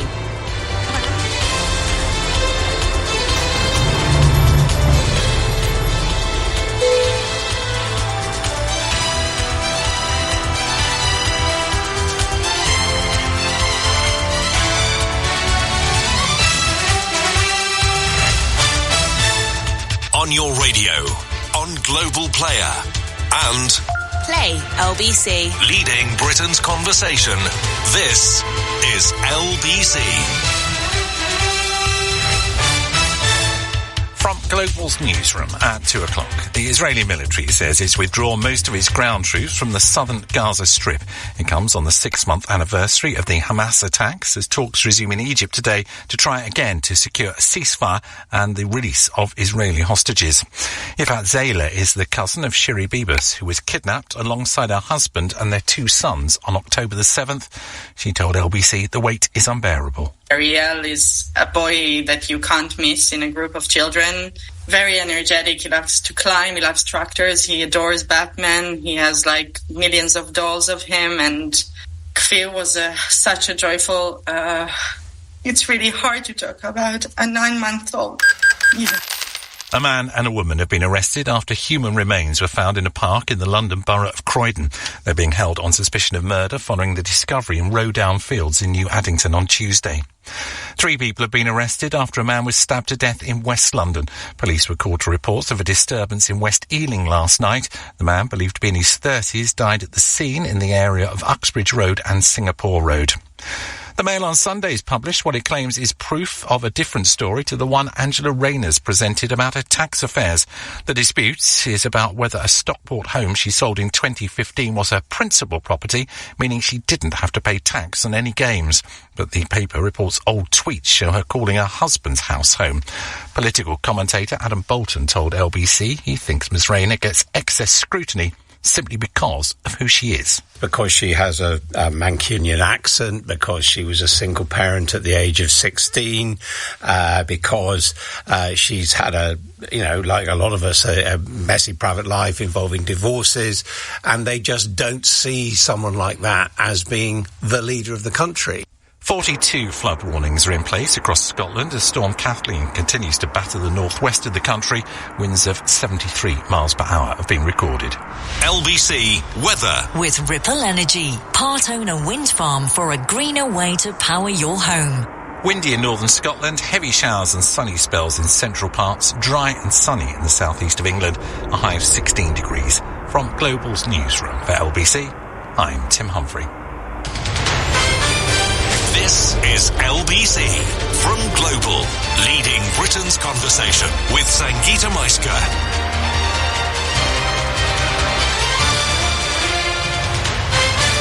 Hello, I'm Sangeeta Maiska on LBC. Coming up at 3 o'clock, there's been a boom in hair transplant surgery in the UK and abroad, with men making up the largest number of patients. Are you a man who's got a receding hairline, or a man who's lost all his hair? What impact has that had on your self-image and your identity? That after 3 o'clock. But the lines are open now, so you can pick up the phone and register your call, 0345 6060 973. I'm going to give you quite a bit of time because I think it's a very personal conversation. If you feel you need to change on your own, you can just talk to the producer on the end of the line. But first, I think this is a fascinating story.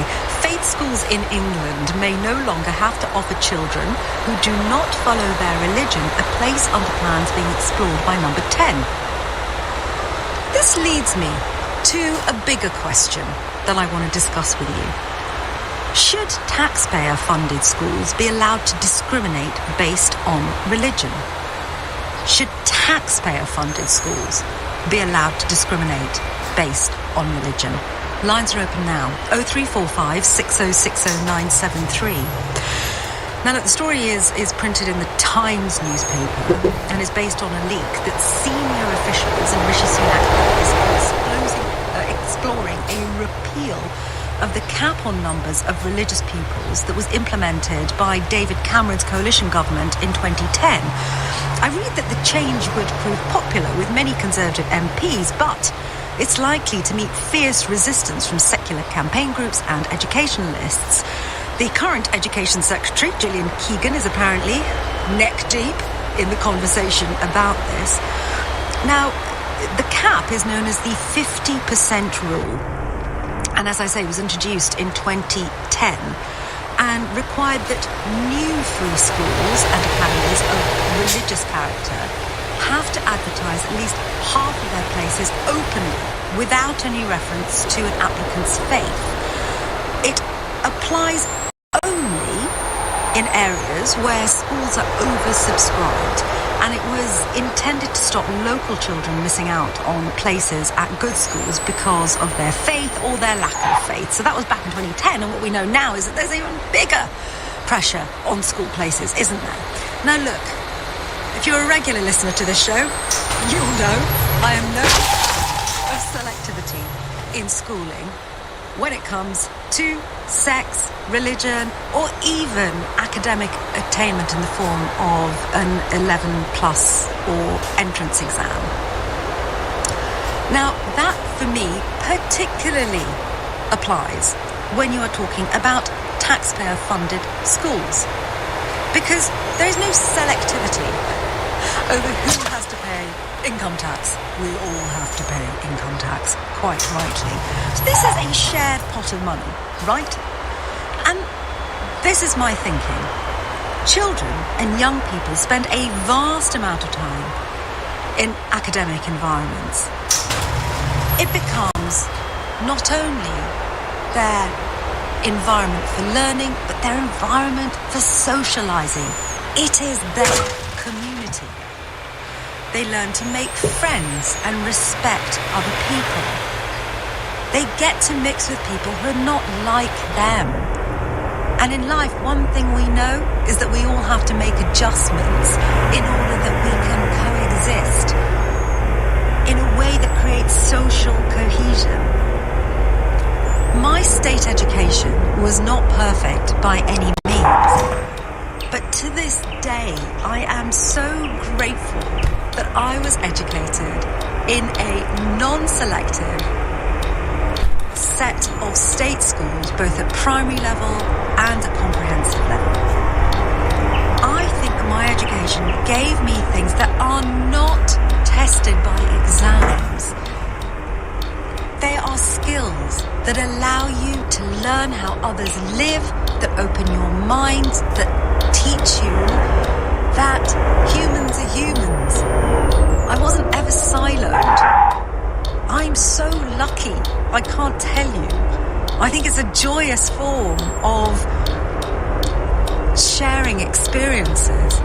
And you've heard me moan about being in massive classes with 32 students and how, kids who are well behaved and just want to get their heads down were often just ignored by the teachers who were having to deal with, complicated behavioural issues. It wasn't a perfect education, but I am so grateful to this day that I went to a non-selective state school. I am passionate about it. Honestly, I think it is the thing that has given me the ability to mix, and I am so lucky. I have, through virtue of my job, had to talk to and deal with people who have experienced such a broad range of lived experiences. From those who have absolutely nothing, literally from paupers to princes. And I think that's what non-selectivity gives you. And we don't really pay very much attention to it, because there's not an exam, is there, at the end of it? So, I fall very much on the side of the argument that says if it is a taxpayer-funded school, I don't know really why on earth we allow them to discriminate based on faith, religion, whatever you want to call it. But I accept they very differently to me. For me, faith is a personal thing. It is private. And if you are somebody from a very organised religion, there will be religious schools outside mainstream education that children can go to and learn about faith. Otherwise, it can be done within the home. But I am a secularist, I have to be honest with you. 0345 6060 973. The lines are open now. Do you think taxpayer-funded schools should be allowed to discriminate based on religion? 0345 6060 973. The lines are open now. To start the conversation, I'm joined by Andrew Copson, Chief Executive of Humanists UK. Andrew, thanks for joining me this afternoon. Thank you. What do you make of the broader question of selectivity based on religion in taxpayer-funded schools? I don't think there should be any. We as an organisation opposed the introduction of selective religious schools into the state system when it first happened in 1944, when it was very controversial. I forget it was very controversial even then. It's wrong, I think, for state schools, which, as you said, are 100% funded by everyone who's paying tax in the country, to apply religious tests in their admissions. And they also do it, of course, in their employment, and they have the right to do it in various aspects of the curriculum as well. I think that's wrong. I think that children need to grow up together, learn from and with each other in shared settings. I think that's how lots of us first encounter difference in the future. So how much of this is historical legacy? Because as I understand it, the education system in this country, as we see it now, is very much based on what churches had in this country, which were church schools for children, and then that during the Industrial Revolution that was extended, and we even had, companies, factories, set up schools to educate the children of their workers, and some of the children that would end up working in factories. How much of this is legacy stuff? Well, the state school system started in the 19th century, so I guess you could say it started 50 years ago, and there was always a very controversial religious aspect to it. So church schools were very separate from the state system originally. They were run by the church. And then in the mid-20th century, when the government decided they wanted to have education for every child, up to that secondary level, they needed to get their hands on schools to satisfy that commitment. And so they made a deal with the churches that said that their schools could come into the state system and be paid for at state expense and be run in that way. Now what happened slowly then, every sort of 10 years from 1944 to the end of the 20th century, the amount of money the churches paid for those schools to run them reduced, and the amount that the state paid, that we all paid through our taxes, increased. So now, about a third of our state schools in England, I'm talking about, are religious schools, now 100% funded by the taxpayer. So a lot of it is historical. Of course, the current cap on admissions that allows only 50% of the school places in new faith schools to be discriminated on religious grounds is something that, as you said at the beginning, is much more recent, 2010. But the place of religious schools in our state system goes back a very long way and has always been very controversial. But I think that we shouldn't be completely weighed down by the legacy of history. What we've got now is an increasingly diverse and plural society, half of which is not religious for a start, and a lot of people from all different religions as well. And really the only way it makes sense to provide public services in that context is to provide them to all people on the same basis. We wouldn't have religious hospitals, religious welfare offices, other religious discrimination in our welfare state or our services. It makes no sense to have them in schools just because in the past churches paid for them, which they don't anymore. Andrew Copson, Chief Executive of Humanists UK. Thank you very much indeed for your take. This text in from Ian. I don't like the idea of faith schools at all. I think they're divisive and work against the integrated society that we need. Why should young children be indoctrinated? Leave them to make their own minds up about religion. I mean, this is a really interesting take. If you're sending your child to a faith school, you're sending your child to a school of your faith. You're deciding for them that they will have a religious education. No? So my question to you this hour, it appears that number 10 is now deciding whether or not it should lift what is known as the 50% rule. That's a cap introduced in 2010 that required new free schools and academies of a religious character to advertise half of their places openly without any reference to an applicant's faith. Remember, it only applies in areas where schools are oversubscribed and was intended to stop local children missing out on school places because there was too much pressure on school places in oversubscribed areas. My question to you is a much broader one, really.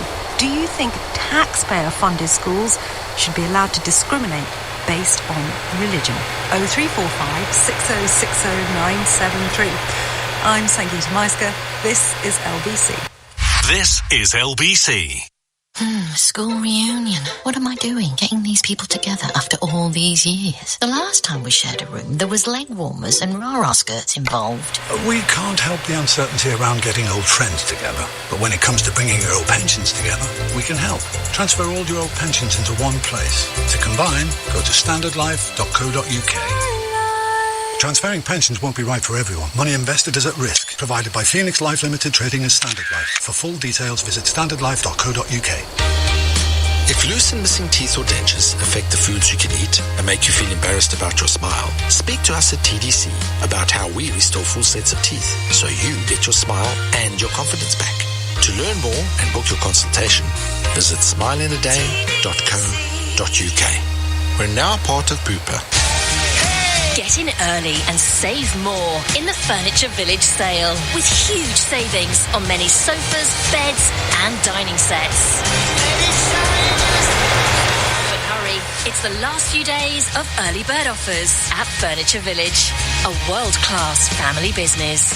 Co-op members can now save more on brands they love, like Warburton's Bread, Cadbury's Dairy Milk, Doritos and Pampers Dry Pants, as well as Co-op Everyday Essentials. Sign up and save more at your local Co-op. Selected products subject to availability. Member prices valid in store only. £1 joining fee. See co-op.co.uk/member prices. Co-op Group food stores only. Excludes independent societies. McDonald's winning sips is back, with millions of prizes up for grabs again, like Coke glasses, Mackey's merch, festival tickets, or even one of our weekly 10 grand cash prizes.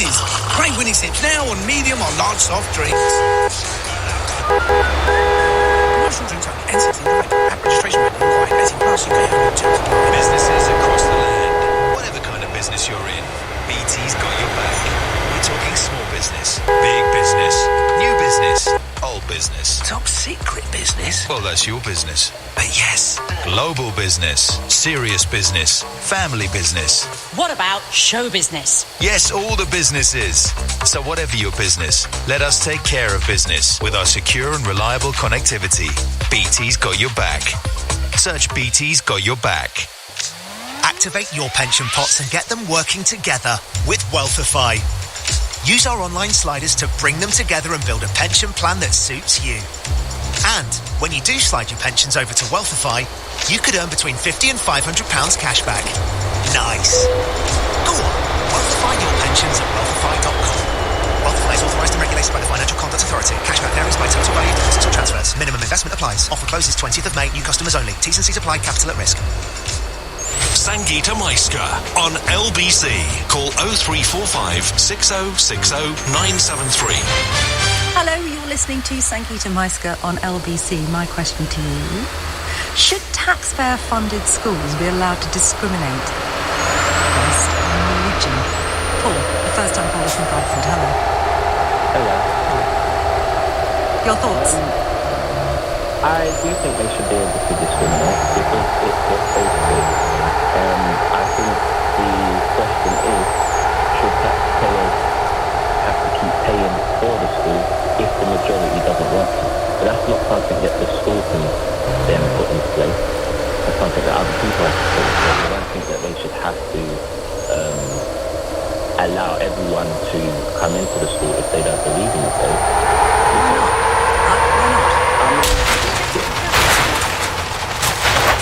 Schools are exactly that. So in other words, people can't opt out of paying income tax, for example, based on their faith. Why should taxpayers from another faith or from no faith whatsoever be supporting religious-based schools? Okay. What's the justification? If it's a private school, fair enough. Parents can pay the fees. Not a problem as far as I'm concerned. Why should all taxpayers pay? So what you've just said is completely different, because you said, why should they be supporting? No, the question is, should taxpayer-funded schools be allowed to discriminate based on religion? Should they? Yeah, I do believe they should. Why were they set up in... why were they set up in the first place then? As faith schools, instead of just general schools, to promote a specific faith. But why should we, do you accept that we live in a secular society in Britain? No, by and large. I accept that, and I am not saying that we should have them. But I'm saying while we have them, we have them for a reason. So if we're going to have them, they should be allowed to, or we should get rid of them in general. But I don't think that we should say, okay, I mean, what would be your intention of sending your child to a school that is for a faith that you do not follow? What would be your intention in doing that? Well, because if, for example, in an area where there is a huge pressure on school places, if, academically speaking, the best school in the area, for example, is a Church of England school, you may well want your child to be in that Church of England school, because the alternatives may not come up to scratch in terms of, for example, what you want for your child academically. My point is, I wonder why we have these faith schools at all in 2024. That I can't answer. That I can't answer. But I do think that if we are going to have them, then we should allow them to operate as they were made to operate. Understood. Do you think we should have faith schools? Full stop. I'm undecided on. I'm undecided on that. I don't have a problem with. I mean, not all faith. This is the thing. Not all faith schools are funded by taxpayers. No, but I'm talking specific. That's why I'm talking specifically about the taxpayer funding. If we have a privatized faith school, then that's a bit different. I don't think that I mean, we have so many different faiths in this one country. I don't think that every taxpayer should have to pay for faith that he doesn't believe in. It's interesting. I've got friends. So I'm from a Hindu background, and my friends at one point did send their children to a Hindu-based school, and that school did have children from other faiths in it. And I remember having this big conversation with them at the time, and I was like, I don't get why you're doing it, because we were all raised in this country, right? And we all were state-educated in normal comprehensive schools. We'd actually all had the same education, although in different parts of the country, right? So one person in the conversation had been through state non-selective education in Manchester, another in Leicester, another in South London, and there was me in North West London. And it was very interesting, actually. And the parents said, look, there are two things here. What we want is, number one, a good academic education. This particular school does have excellent results academically. And secondly, they were like, well, we also want them to learn more about our faith that we can't give them because we were raised in this country. So I understood both of those arguments, and I think that they're really valid arguments. Interestingly, both of their children end up moving away from that faith school to another school, a private school, which is non-religious. And latterly, the parents were saying to me, do you know what, in a way, we're really glad we ended up having to move them, because we feel that they've had a more rounded education in terms of who they ended up meeting. Well, this is the thing. I think if you are searching for faith, which is personal to everyone, the best way to search for faith is on your own, in my opinion. And seek out different avenues to be taught. A child can't decide who he gets taught by in school. So if a child is sent to a specific faith school, he's going to learn exactly what they're teaching. I personally think that school should be there to teach the basic curriculums, which is generalized. Even when it gets to RE, it's very basic and very generalized.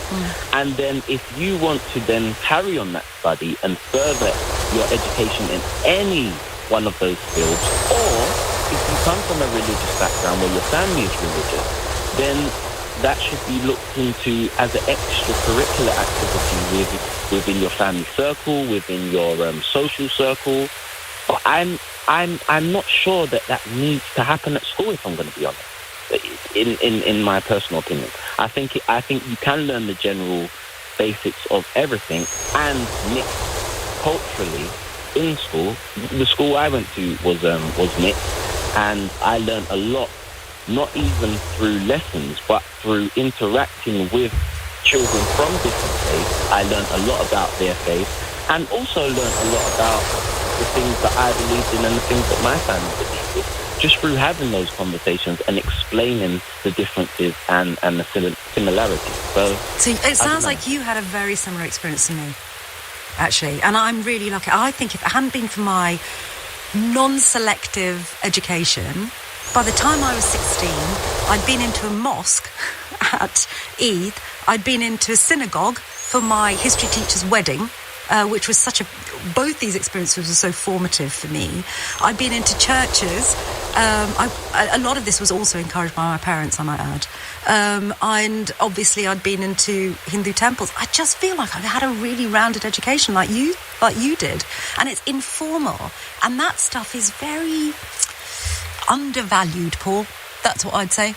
I'd say the skills that you and I have are very undervalued. Paul, a first-time caller from Bradford, thank you very much indeed. Brent from Derby, hello. Hello, Sangeeta. I've got mixed feelings on this. I mean, I'm faith-based. I had 20 years as a faith educator myself, and I went through faith-based schools, obviously very different in the north of Ireland, how they are in England. And, of course, I was discriminated against when I failed 11+. So you have got some schools that discriminate on ability, and unfortunately you have situations where schools are selective about the children that they can bring in. And I know schools in the area I teach in that actually have go so far as to say discriminate on income because of, the class system with the children coming from different postcodes, and even on situations like SEND, we're seeing a lot more of this.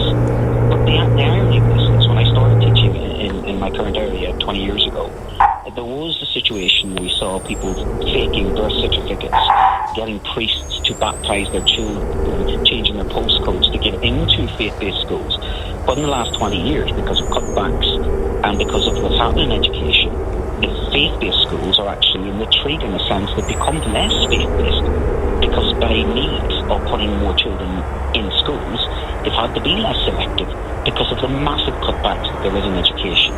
So I've seen a huge change in faith-based education that I'm involved in, becoming more open and less selective and less discriminatory, ironically, which is completely tone deaf of the Conservative Party. It's come up with a policy that probably 50 years ago. out of date, because what I'm seeing in my own experiences, and within the sector I'm in, is actually faith-based schools are struggling because there is a secularisation of society.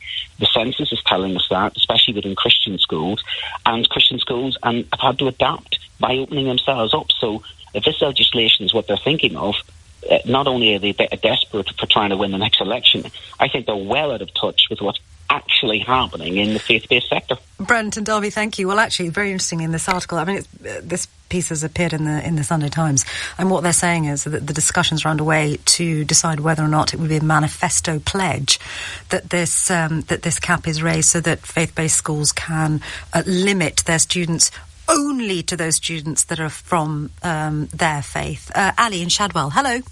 Hi, Sangeeta, you all right? Yeah, good, thank you. What are your thoughts? So I personally went to a private faith school for secondary. For my primary school, I was in a mixed school or multi-faith school. And I'm actually in two minds. I'm in between of what you're saying. Go on. So I feel like we should have faith schools, and I think it's up to the parent to decide what faith the child has at a childhood, and you formally educate them within that religion. And so if they're going to whether it's Islamic school or church or whatever it is, they have the right to educate them. But I don't think it should be government funded, because the government funded is a secular state, and it's the understanding behind this is that public funds that have been paid by taxpayers should not shouldn't discriminate between schools. So I agree that having them is not a problem, but I think funding them from certain government is not a problem. Ali and Shadwell, thank you very much indeed. Loads and loads of your calls and texts coming in on this. If you want to join the conversation, please do. The question at hand is, should taxpayer-funded schools be allowed to discriminate based on religion? Let's get through some of these texts. Andrew, hello. Sangeeta, hello, Andrew. Religion is fine, but it belongs at home and in the place of worship. Everywhere else should be inclusive and encouraging of integration. Agree with you 100% there, Andrew. This from Daniel. Absolutely not. We're a society in part relying less on religion to dictate the way we live our lives, and we are a much more diverse society than we once were. And many of the issues we experience are to do with not forming a cohesive society by not understanding one another. We should be inclusive from the beginning and embedding this in our younger generation, says Daniel in Birmingham. What are your thoughts? Should taxpayer-funded schools be allowed to discriminate based on religion? Lines are open now. 0345 6060 973. You're listening to Sangeeta Maiska on LBC. Let's catch up with the news headlines with Tim Humphrey. The Israeli military says it's withdrawn most of its ground troops from the southern Gaza Strip. It comes on the 6-month anniversary of the Hamas attacks, as talks resume in Egypt today to try again to secure a ceasefire and the release of Israeli hostages. A murder investigation has started after a man was found stabbed to death in North London. Police say they believe they know who the victim in Haringey is and are working with his next of kin. No arrests have been made. Scotland's Old Firm derby has finished 3-3 between Rangers and Celtic. Celtic stay 1 point clear at the top of the Premiership, but Rangers have a game in hand. LBC weather, windy in northern Scotland, heavy showers and sunny spells in central parts, dry and sunny in the southeast of England, and a high of 16 degrees. This is LBC. There are lots of ways to make your home warmer and more energy efficient, but you don't have to do it on your own. You could receive £7,500 to help you upgrade to a heat pump with a government grant. Heat pumps are 3 times more efficient than a traditional boiler and can reduce your household carbon emissions by up to 70%. So everybody wins. To find out more, as well as other ways the government can support you, visit gov.uk/energy efficient home. School reunion. What am I doing? Getting these people together after all these years. The last time we shared a room, there was leg warmers and bra skirts involved. We can't help the uncertainty around getting old friends together. But when it comes to bringing your old pensions together, we can help. Transfer all your old pensions to one place. To combine, go to standardlife.co.uk. Transferring pensions won't be right for everyone. Money invested is at risk. Provided by Phoenix Life Limited, trading as Standard Life. For full details, visit standardlife.co.uk. DI shy people, it's time to go cordless. Lidl has hedge trimmers at $29.99 and pruners and pressure washers for $39.99, and their rechargeable battery packs from $14.99. Turn DI shy into DIY. Parkside Tools. You've got this. Now exclusively at Lidl. Subject to availability. Selected stores. GB only. This is no ordinary cross. It's the power to choose your leaders, shape your communities, and decide your future. This is no ordinary cross. It's your influence and your voice. The Mayor of London and London Assembly elections are on Thursday the 2nd of May. Pencil in the date, bring your photo ID, and make your mark. The power is in your hand. Find out more at londonelects.org.uk. Got the need for speed? Switch to TalkTalk and go faster for less. Our full fibre 150 is now the same price as full fibre 65, meaning you'll get faster speeds for gaming, streaming or zooming without paying a penny more. Go faster for less with full fibre 150 for the price of full fibre 65. Search TalkTalk Full Fibre. TalkTalk for everyone. Terms apply. See talktalk.co.uk for more details. Subject to local availability and 17th of April 24. Romance scammers target people online. They spend a long time getting close to a victim, then they ask for financial help. I felt utterly humiliated. I never thought I'd let something like this happen to me. I lost £150,000, for which my bank offered me £50 compensation because their system had let me down. The best thing I did was contact CEO. They got all my money back, plus interest. If you've been scammed, the system has failed you. We could help you get your money back. Visit celsolicitors.co.uk today. This is LBC with Sangeeta Maiska. Call 0345 6060 973. Tweet at LBC. Text 84850. Hello, you're listening to Sangeeta Maiska on LBC. My question to you, should taxpayer-funded schools be allowed to discriminate based on ... religion? Isabel in Battersea, what are your thoughts? Hello, Sangeeta. Hello. No, I just... That was so full of portent, Isabel. It's scaring me. Sorry. Oh, I didn't mean to sound like that at all. No, I texted you earlier just to say that the Catholic does mean universal, the word. And I just wanted to say that... and actually, all walks of life are in Catholic. Well, my children go to Catholic state school. I went to a Church of England state school. And, I mean, as you said earlier, princes and paupers in your school, that is the case.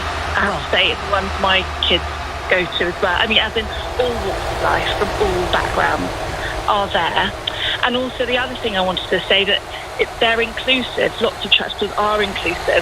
And secular schools can sometimes be intolerant because they don't want to teach religion. They can be quite liberal. So there's that I wanted to say as well.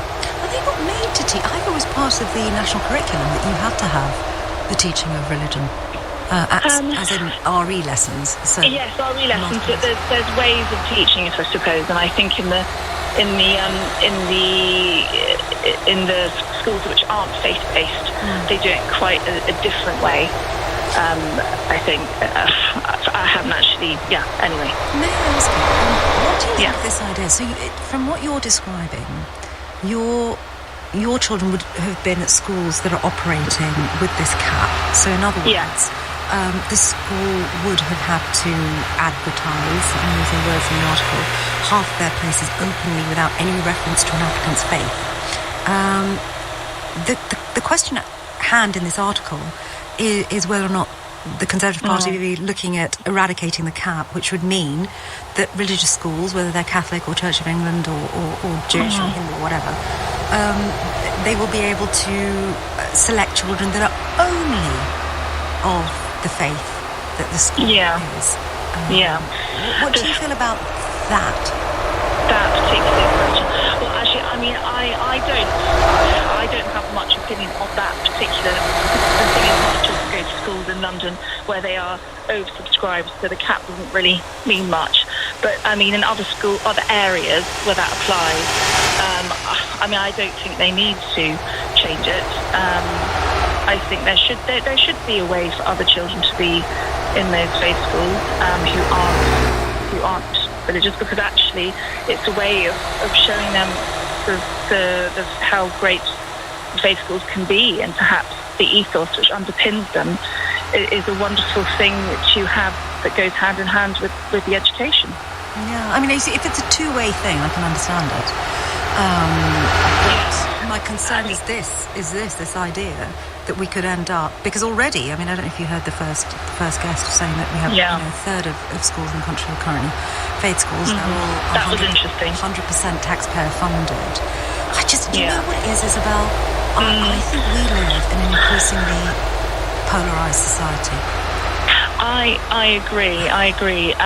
In fact, it's funny, I work in a private Catholic school, and the funny thing is we have 50% of all our pupils are Muslim, and they really love the Catholic ethos, and they all come to us and we provide, halal lunches and prayer rooms for them to pray. And I just want to say that's an example of the Catholic faith being so inclusive.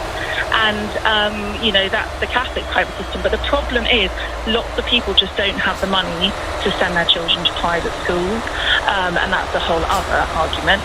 But at the moment, what I'm focusing on is the Catholics, I'm personally Catholic, but I mean, or Christians, Muslims, other, faith Jews. They should all be able to send their children to faith-based schools, regardless of money. And therefore be taxpayer funded. Yes, I definitely think that, because why should people be discriminated in terms of money? I mean, why should they be forced to pay for their children to be? Well, I don't think it's a discrimination if parents can't afford to send their kids to private schools, because that's a choice. I suppose you're right in the sense that about me, in the sense that I am fundamentally a secularist, which means, for those people that are listening, it does not mean that I believe that faith should be banned at all. Secularism actually means that all faiths are treated equally in society. Everyone is free to practice what they want when they want, but it means that the apparatus of the state, or state-funded apparatus, in this case schools, should be non-denominational, non-religious, I suppose, is where I'm coming from. But Isabel and Battersea, thank you so much for your call. I appreciate it. Thank you. Do you know, at 2:39, I just do want to touch on another story. We know, don't we, that we are in an election year. How do we know that? Because Rishi Sunak has hinted at it extremely heavily, that we will have a general election in the second half of the year. When I was looking through the papers this week, I noticed a really interesting article in a magazine called Politics Home. It's an online thing, and it suggested that turnout at the forthcoming general election is going to be low, and I wondered what impact that might have on any general election result. So I went, of course, straight to the author of that article. That was Lord Robert Hayward, who's a polling expert and Conservative peer, and I started by asking him why he believes there could be a downturn in turnout at the next general election. I fear that people have switched off politics in general. All the polls show pretty weak association with any political party, although the attention, quite rightly, has been on the decline in the Conservative support. It's indicated by supplementary questions that actually people haven't been turned on by Labour, they're not turned on by the Lib Dems, and even when potential reform voters are interviewed, they say, well, they're asked, what happens if you don't vote reform? They'll say, oh, we'll vote Green or something. It's almost as if there's a protest vote all round.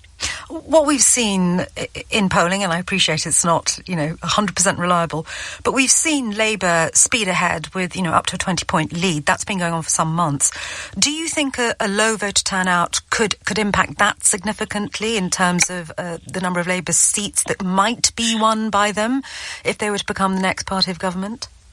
It could potentially. The problem for the Conservatives and their decline has been that something between a third and half of the people who voted Conservative in 2019 are now not sure how they're going to vote.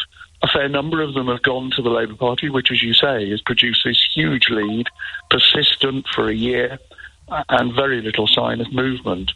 And a low turnout will probably be in those people who just can't decide. It could reduce Labour's support. It could, however, further reduce the Conservative support. So it could be a problem for those parties or others.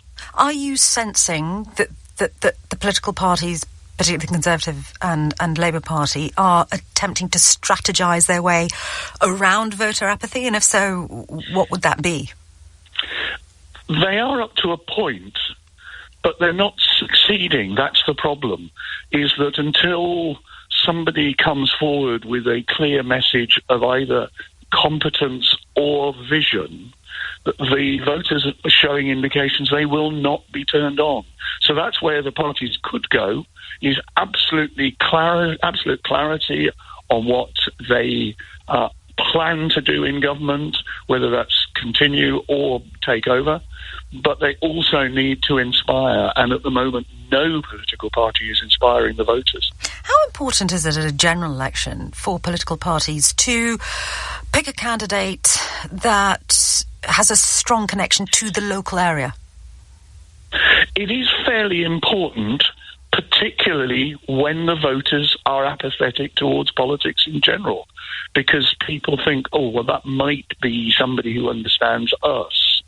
The political parties are willing to choose somebody from outside an area in general if there is a strong support for the party's message.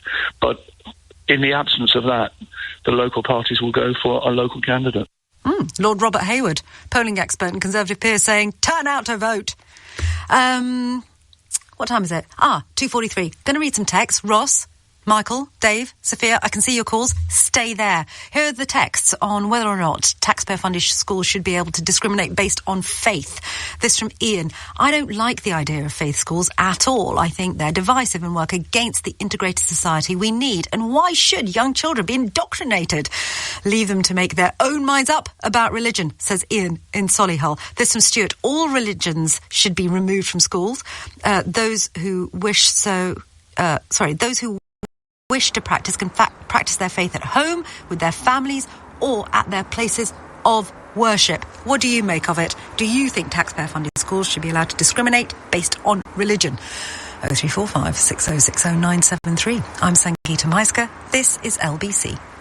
LBC, last week on Nick Ferrari at Breakfast. The Russian ambassador to the United Kingdom, Andrei Kelin. How did Alexei Navalny die? He simply died. He simply died because, of course, his widow says he was murdered. What for? Another of those pro-Palestinian demonstrations, and another incident. In the studio with me now is Jocelyn Weiss. There need to be anti-bias training programs in regards to anti-Semitism with the Met because there's a lack of education. It takes a friend to tell a friend where they're going wrong. And that is this moment.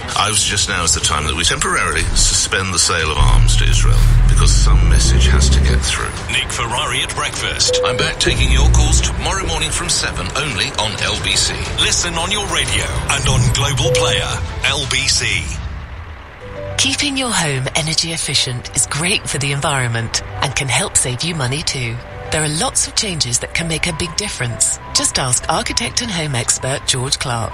For most of my career, a boiler has been pretty much the heart of any house. Keeping it warm, providing hot water. All the essential stuff relies entirely on that one old machine. But now, I'm seeing that change. Upgrading to a heat pump is a really smart move for any homeowner. They're generally 3 times as efficient as a traditional boiler and can reduce your carbon emissions by up to 70%. Plus, they can last up to 20 years. It's the change I recommend most people make to enjoy a warm, energy-efficient home. Upgrade your boiler to a heat pump today with a £7,500 government grant. Welcome to a smarter, warmer, energy-efficient home.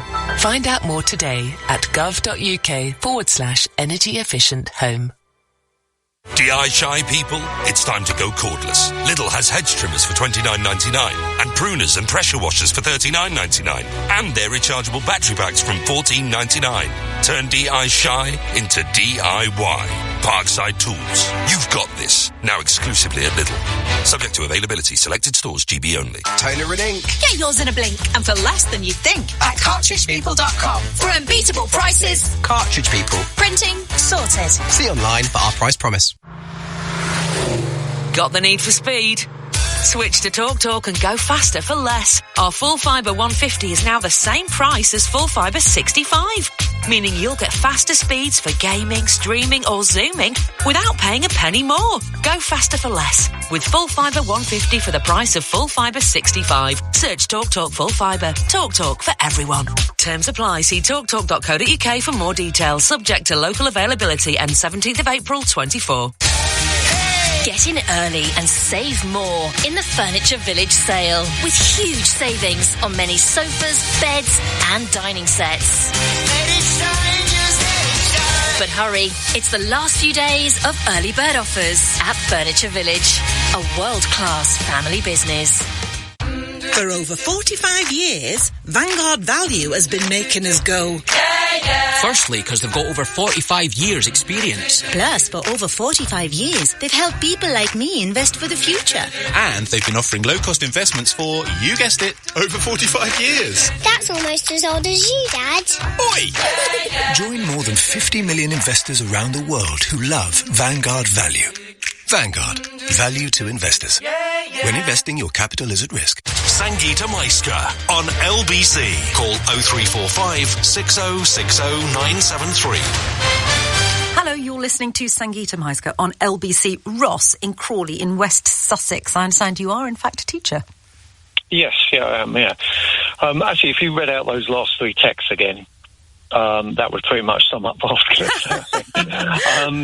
Yeah, just as a science teacher in particular, I think I'm like despair. I'm in despair that, in 2024, we have faith schools. I have been pondering a few more things as we were listening, and one of them was, people should have a choice. It's nice to have a choice, and I suppose now there are those schools, and there have been those schools for many years. It's very difficult taking stuff away from people, isn't it? Maybe if we did call them faith schools, or we called them spiritual schools or something, because, the lady, the Catholic school, and saying they've got, Muslim children there, that's nice to hear. But